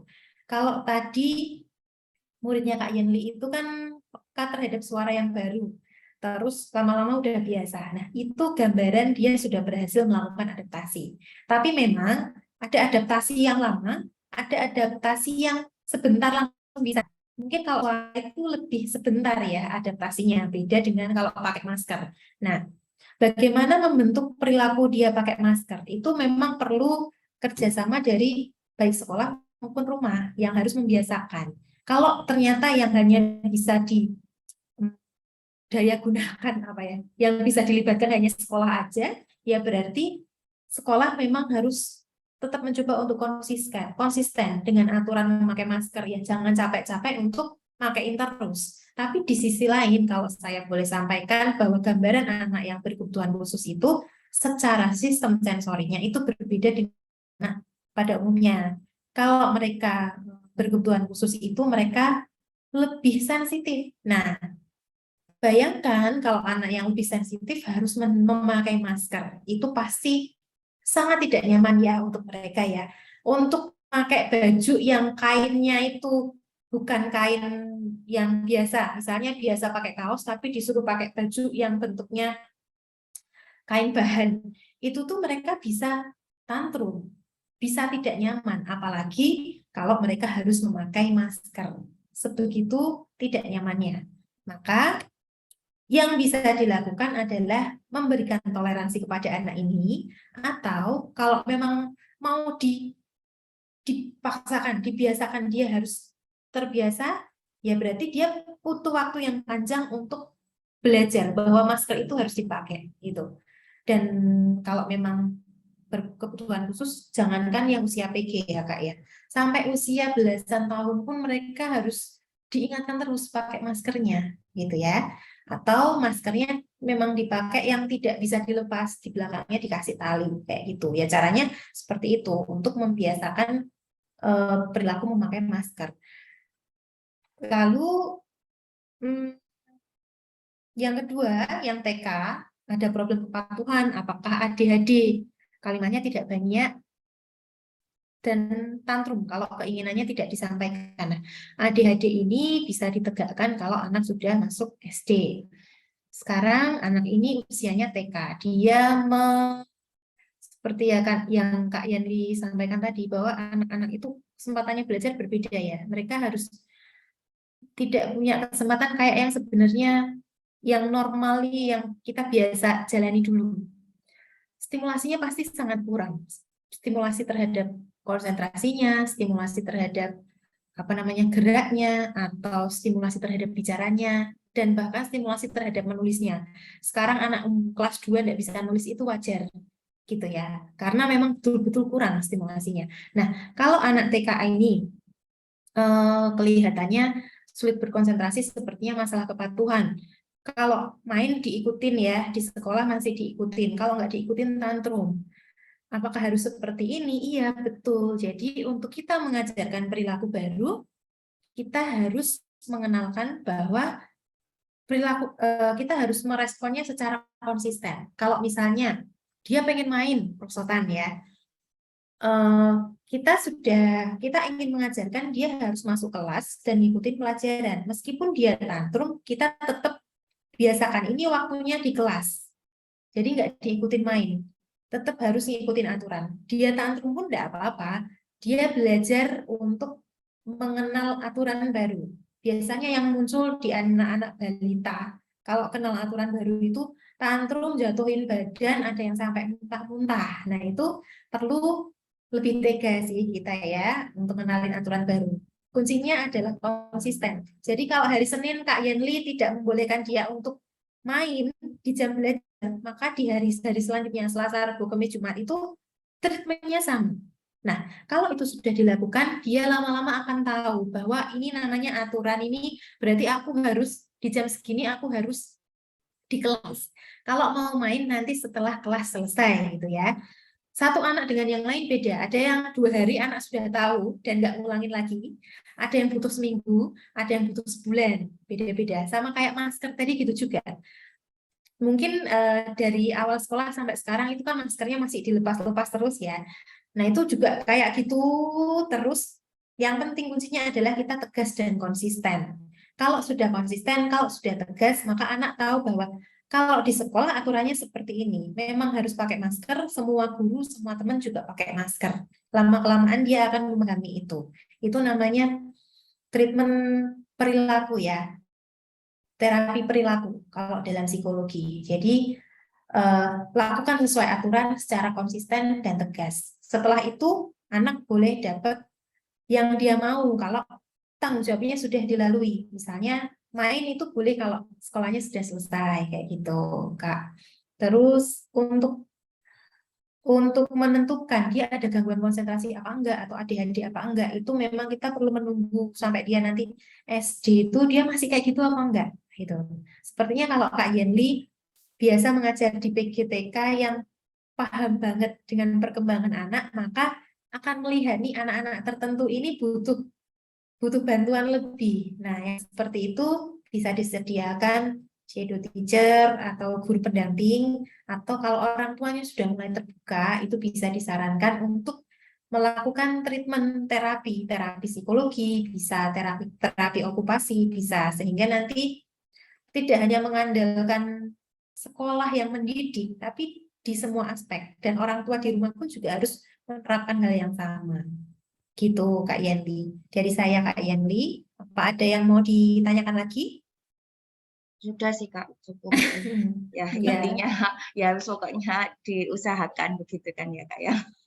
Iya, memang Dan begitu. juga kerjasama dengan orang tuanya. Orang tua betul. Dan itu harus konsisten ya, baik orang tua, sekolah.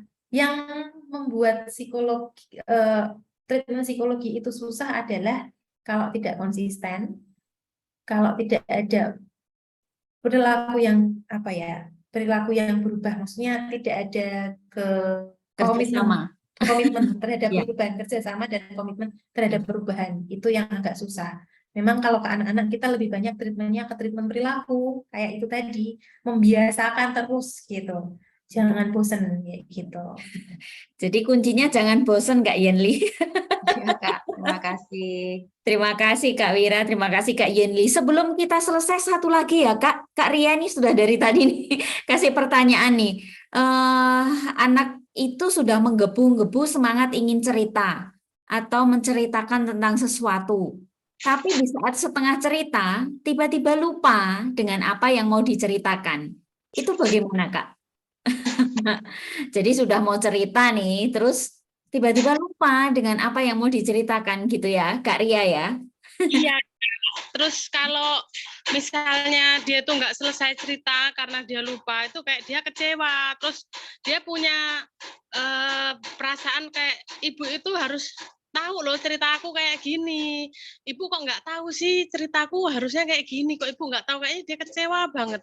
Terus apa yang harus saya lakukan? Sementara saya benar-benar nggak tahu apa yang terjadi di sekolah saat dia bermain. Nah, dengan saya yang nggak tahu apa yang terjadi tentang cerita dia, itu kecewa dan dia agak mulai marah gitu. Kalau misalnya nanti saya salah untuk menjawab, yang saya takutkan dia malah lebih marah atau mengarang cerita yang lain begitu, Kak. Makasih gitu, Kak, pertanyaan saya. Oke. Ini sekolahnya kelas berapa ya, Kak? Dia masih umur 9 tahun, Kak, tapi sudah kelas 4. Dan 9 waktu itu tahun. dia badan bongsor, jadi kepala sekolahnya itu waktu saya mendaftarkan itu saya lupa tidak membawa kakak, namun saya membawa rapor dari TK. Ternyata umurnya memang masih kurang dan harus ganti akte, dituakan begitu, Kak. Oke, jadi sudah terlanjur sampai kelas 9 ya. Usianya Iya. lebih muda tapi kelas 9, kelas 4 Oh. ya. Selama ini Kak, kalau prestasi akademisnya apa? Bermasalah atau lancar? Kalau itu untuk prestasi akademis misalnya dia suruh menyanyi atau apa itu lancar, menghafal lagu itu lancar sekali. Walaupun dia lagu yang sama sekali belum dia tahu, itu dia suka dan cepat hafal begitu. Ranking 7 juga dari 25 siswa itu, Kak. Itu berarti dia menggebu-gebu di awal tapi tiba-tiba lupa ya? Iya, menggebu-gebu misalkan menceritakan dia di sekolah, saya gini-gini Bu sama temen di sekolah gini-gini, terus diem. Loh, kenapa diem? Aku lupa. Nah, itu udah mulai agak panik, agak cemas, mau marah, mau nangis gitu. Oh iya, perempuan ya?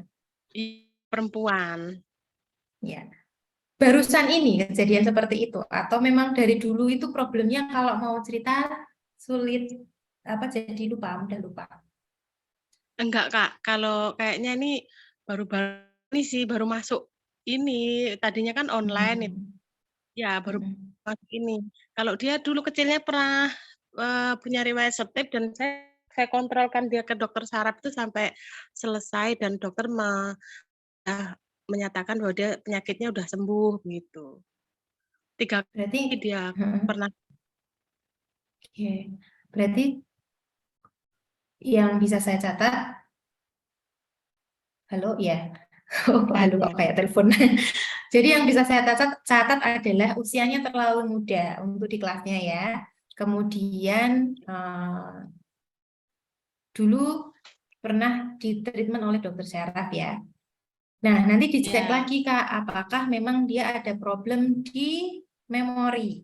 Nah, caranya gini, misalnya di rumah, untuk melatih memori ya, kalau memang benar masalahnya di memori, masalah ingatan, bisa dilatih dengan Kak Ria bisa minta anak kakak untuk menyampaikan pesan, entah ke papahnya, entah ke saudara yang ada di rumah. Dia bisa nggak menyimpan pesan satu kalimat, kayak gitu ya. Nanti untuk melatih seperti itu.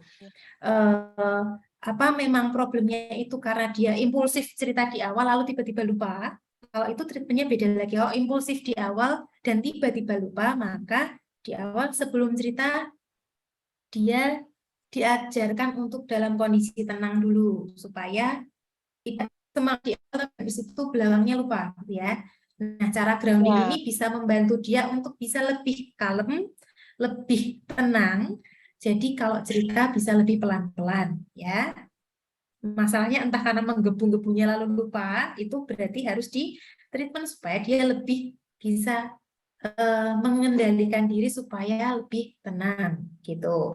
Kalau problemnya ada di masalah memori, bisa dilatihnya dengan kayak dia menyampaikan pesan ke orang lain itu, kita lihat dia ingat nggak pesan itu yang kita sampaikan itu. Kalau memang umur 9 tahun tuh mestinya 1 kalimat atau 3 perintah itu sudah lancar sekali. Nah, kalau misalnya masih ada kendala berarti masalahnya ada di memori. Kemudian langkah ketiga, kalau misalnya ingin membangun komunikasi yang lancar dengan anak kakak, bisa pakai media lain. Contohnya, kalau misalnya lagi luang gitu, bisa gambar bareng. Sekarang gambar sekolahmu. Tadi di sekolah ada kejadian apa gitu ya. Kita galinya pelan-pelan. Jadi dari dia gambar itu kita nggak buru-buru untuk motong dan menanya.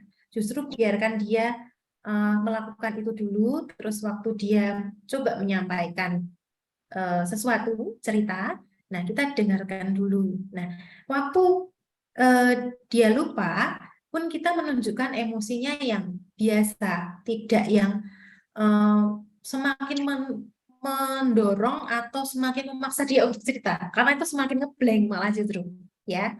Misalnya kita kait-kaitkan, kita mengira-ngira nih tadi yang terjadi apa ya kira-kira. Kalau dia cerita tentang temennya namanya Elisa gitu. Tadi Elisa kenapa nih?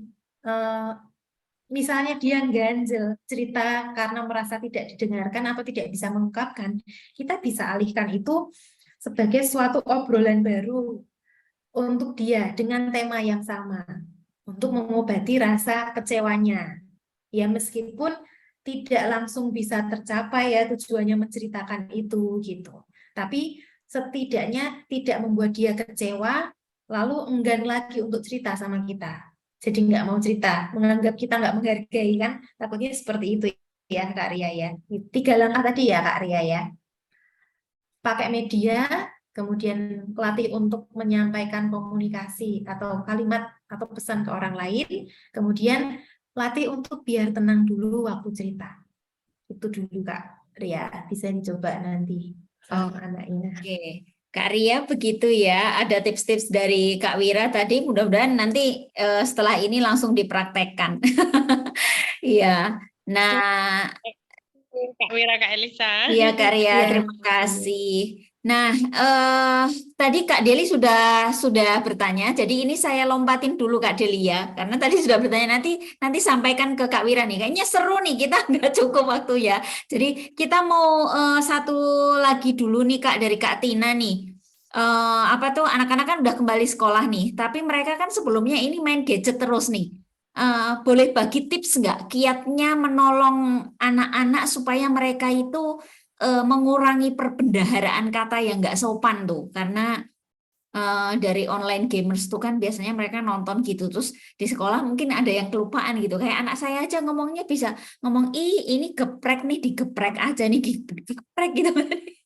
Itu kata-kata dari mana gitu kan. Nah itu boleh bagi tipsnya nggak nih Kak Wira untuk menolong mereka gitu. Oke. Kak Tina ini juga guru dan juga guru sekolah minggu. Jadi Juga orang tua. juga orang tua, betul. Oke, oleh-olehnya dari main gadget ya, Iya, sekolah online ya. betul. Oke. Nah, saya kurang tahu nih perbendaharaan katanya ini separah apa ya, kurang sopannya ya. Tapi memang ya untuk menghapus itu berarti kita harus menginput lagi yang lain yang lebih bagus ya. Nah, caranya menginput yang lebih bagus itu dengan membangun komunikasi, cerita, obrolan dengan orang tua, sesuatu yang menarik untuk anak tapi bermanfaat. Contohnya, kalau misalnya anak tuh, ini usianya berapa ya Kak ya?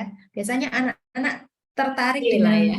tokoh superhero tertentu. Nah, itu juga bisa dijadikan bahan untuk ngobrol gitu. Nah, memang kalau kita, apalagi usia SD itu udah mulai kata-kata kotor bermunculan. Nah, caranya kita kan nggak bisa nih, apa ya namanya ya, menghilangkan sama sekali. mereka kalau masih bergaul dengan yang sama pun akan kulaan lagi istilahnya. Oh, kelas 5-6 ya, kelas 5-6 itu banyak Kak oleh-oleh dan kulaan kata-katanya karena lingkungannya seperti itu. Lingkungannya seperti itu. Tapi memang kita bisa kasih tahu bahwa kata-kata seperti itu kalau diomongkan ke orang lain, apalagi orang yang lebih tua itu efeknya apa? Ya, itu tidak sopan, itu menyakiti, itu bisa disampaikan sebagai edukasi bagi anak. Lalu intensitasnya terhadap kepada teman-temannya sebetulnya mereka perlu pergaulan, tapi memang ada efek sampingnya. Nah, yang kita bisa lakukan itu bentengi dari rumah dengan memang aturan-aturan dari rumah, apa ya namanya, kayak sopan santun dari rumah itu perlu diterapkan, diulang-ulang terus supaya kata-kata tersebut itu ya hanya sekedar saat mereka bergaul saja, tapi tidak betul-betul dilakukan gitu. Kemudian perbanyak perbendaharaannya itu ganti dengan hal-hal yang bermanfaat. Kalau mereka tertarik sesuatu, pakai itu untuk sebagai bahan obrolan, tapi juga ambil manfaatnya, ambil hal positifnya. Misalnya kalau suka superhero itu ya berarti bukan superhero yang suka melakukan tindak agresif, semata-mata agresif, tapi superhero itu nilai-nilainya apa sih? Membantu orang. Contohnya seperti itu. Jadi obrolannya itu kita mengarah ke kesukaannya. Karena kalau menarik anak umur kelas 5-6 untuk suka untuk ikut ke kita itu susah. Mereka sudah menjelang remaja yang dimana mereka udah mulai otonominya lebih bagus, lebih pengen mandiri, lebih tidak pengen dipengaruhi orang tua, lebih ingin apa ya, menunjukkan jati dirinya. Nah, kayak gitu tuh kalau misalnya terlalu kita larang, malah justru mereka menghindar dari kita, menganggap kita sebagai ancaman. Jadi bangun komunikasinya itu dengan kita menyerupai mereka gitu. Meskipun nggak suka game online ya, tapi tetap kita harus tahu tuh gamenya, kita harus bisa membangun obrolan dengan bahan game online itu gitu. Dan untuk mengontrol supaya game online-nya itu tidak membawa ke perilaku-perilaku yang lebih buruk gitu ya Kak Tina. Ya, begitu Kak Tina, mudah-mudahan menjawab ya. Makasih Kak, makasih Kak Elisa, makasih Kak Iya, Wira. terima kasih Kak Tina. Nah, ini satu lagi sebagai pamungkas, ini sebenarnya bukan harus menjelaskan, ini sepertinya untuk peneguhan aja ya dari Kak Deliana nih. Apakah tadi itu ya, kita kan dapat tips dari Kak Wira nih, teknik menghadapi kecemasan. Apa setelah melakukan itu terus cemasnya berkurang, Kak? Nah, ya ini menarik sekali. Soalnya saya pun melakukan ini menjadi suatu kebiasaan. Jadi teknik-teknik yang dilakukan oleh psikolog, yang diajarkan oleh psikolog, itu bukan kayak Panadol yang sekali minum langsung sembuh ya. Kemudian bahkan kita ke dokter jiwa pun kita tidak sekali minum obat langsung kita hilang cemasnya. Itu ada proses yang lama. Demikian juga dengan treatment-treatment psikologi, saran-saran yang saya berikan itu perlu waktu yang panjang dan konsistensi dan kerjasama dari semua pihak. Nah, termasuk dengan teknik grounding yang tadi saya sampaikan, itu menjadi suatu kebiasaan. Kita sadari kalau misalnya kita mulai cemas, itu kita lakukan itu. Yang bikin cemas itu apa? Misalnya kayak kalau saya, wah kepikiran ini saya belum bikin materinya untuk give nih. Nah, gitu kan cemas. Tapi saya pas nggak bisa ngapa-ngapain. Saya pas ada klien lain gitu misalnya. Supaya saya bisa tetap fokus sama klien saya, itu berarti saya belajar grounding, saya latih groundingnya. Supaya saya tetap ada di sini dan fokus dengan klien yang ada di depan saya gitu. Kemudian misalnya kalau saya lagi nyetir itu tuh kadang-kadang ngelamun kemana-mana mikir pekerjaan, terus tiba-tiba ada mobil lewat tuh saya ngerem dadak. Nah, itu kan berarti saya nggak sadar dengan yang terjadi saat itu. Kemudian saya latih lagi groundingnya. Itu suatu hal yang dibiasakan ya Kak Deli ya tadi ya Kak Deli, bahwa itu alatnya kita untuk menjaga kesadarannya kita. Kalau itu jadi suatu kebiasaan maka itu bagus. Sebenarnya ada banyak lagi yang lain yang mungkin bisa suatu saat nanti saya bagikan ya untuk Next time, Kak, teman-teman. itu buat next. Ya, boleh untuk teman-teman. Jadi itu suatu kebiasaan dan pembentukan perilaku baru. Gitu, Betul. Kak Deli. Ya, terima kasih Kak Wira. Hari ini kita banyak sekali mendapatkan ini ya, ilmu baru teman-teman. Jadi kalau yang biasanya kita materi-materi yang kita dapatkan ya materi-materi yang apa namanya untuk anak-anak di sekolah atau di sekolah minggu atau untuk anak-anak kita karena kita sebagai orang tua. Hari ini kita tambah lagi ilmunya dari Kak Wira. Mudah-mudahan perjumpaan kita hari ini menjadi berkat untuk kita semua. Hari ini kita mendapatkan makanan apa ya? Makanan jasmani, rohani, rohani ya untuk pengetahuan kita sehingga kita bisa mendampingi anak-anak kita dalam berproses dan beradaptasi karena pandemi ini masih belum selesai gitu. Jadi ya masih online, onsite gitu ya. Jadi mudah-mudahan dengan perjumpaan kita semangat, kita semakin apa namanya terus dibekali gitu dengan apa yang sudah kita dapatkan hari ini.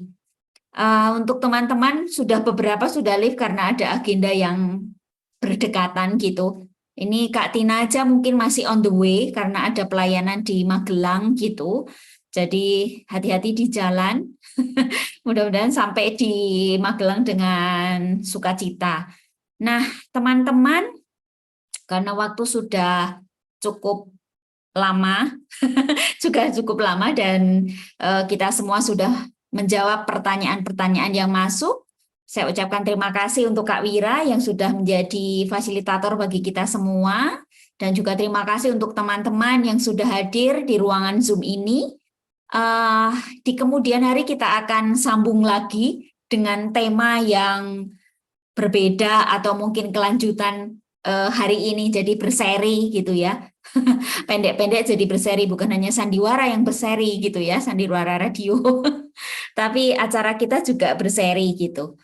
Nah, nggak apa-apa ya, tadi sudah di-capture, ada yang sudah live gitu, tapi nggak nampak fotonya, nggak apa-apa deh gitu ya.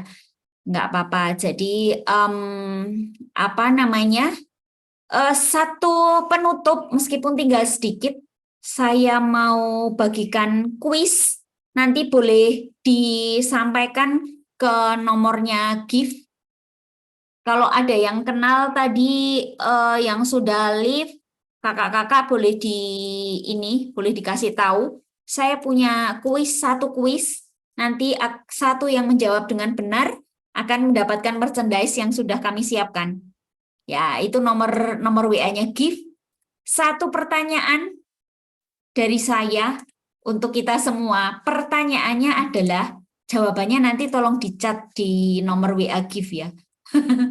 Jadi pertanyaannya itu adalah, tadi Kak Wira menyebutkan ada yang namanya, apa itu namanya, 5 hal yang harus dilakukan oleh orang tua untuk membantu anak-anak beradaptasi. Ya, ada 1, 2, 3, 4, 5. Nah, kuisnya adalah sebutkan 2 saja. Sebutkan 2 saja hal yang harus dilakukan orang tua untuk membantu anak-anak beradaptasi. Nah, nanti silakan jawabannya di WA-kan. 1 penjawab dengan benar akan mendapatkan merchandise. Nanti dikirimkan ke alamatnya. Gitu ya kakak-kakak, dan mari kita akan mengakhiri perjumpaan kita pada sore hari ini. Sampai jumpa lagi di kesempatan berikutnya, tapi sebelumnya kita akan menutupnya di dalam doa. Mari kita berdoa. Tuhan, terima kasih untuk kesempatan yang indah di sore hari ini. Kami boleh berjumpa dengan teman-teman kami, sehati, sepikir, dan sepelayanan. Baik itu kami sebagai guru, baik itu sebagai orang tua, maupun sebagai pemerhati pegiat pelayan anak. Terima kasih untuk kesempatan yang baik kami boleh mendapatkan wawasan baru dari Kak Wira. Perjumpaan ini sungguh menjadi berkat buat kami. Dan kami berharap akan ada seri-seri berikutnya yang boleh kami dapatkan untuk menambah wawasan kami.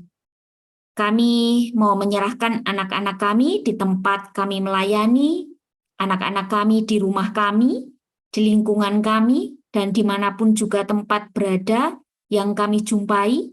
Boleh kiranya Tuhan berkati anak-anak ini, sehingga boleh menjadi anak-anak yang berperilaku baik, sehingga kehidupan mereka pun boleh menjadi garam dan terang. Demikian juga dengan kami, apapun yang kami lakukan boleh kiranya berkenan di hadapan Tuhan, dan boleh kiranya menjadi berkat juga untuk orang-orang, keluarga, dan di sekitar kami. Sebentar kami akan meninggalkan ruangan Zoom ini untuk melanjutkan aktivitas kami. Kiranya Tuhan yang senantiasa menyertai kami, sehingga apapun yang kami lakukan, kiranya sesuai dan seturut dengan kehendak Tuhan. Kami mohon ampun untuk setiap dosa dan kesalahan kami pada perjumpaan hari ini. Dan kami juga mau menyerahkan syukur kami ke hadapan Tuhan. Kiranya Tuhan berkenan. Di dalam nama Tuhan kami, Yesus Kristus, kami boleh berdoa dan mengucap syukur. Amin. Terima kasih untuk semuanya. Jangan lupa pertanyaannya tadi, kuisnya dijawab ke nomor 0811 900 4483. Nah, nanti yang dapat merchandise akan dikirimkan ke alamat rumah. Terima kasih semuanya, Tuhan memberkati. Terima Sampai kasih. jumpa lagi.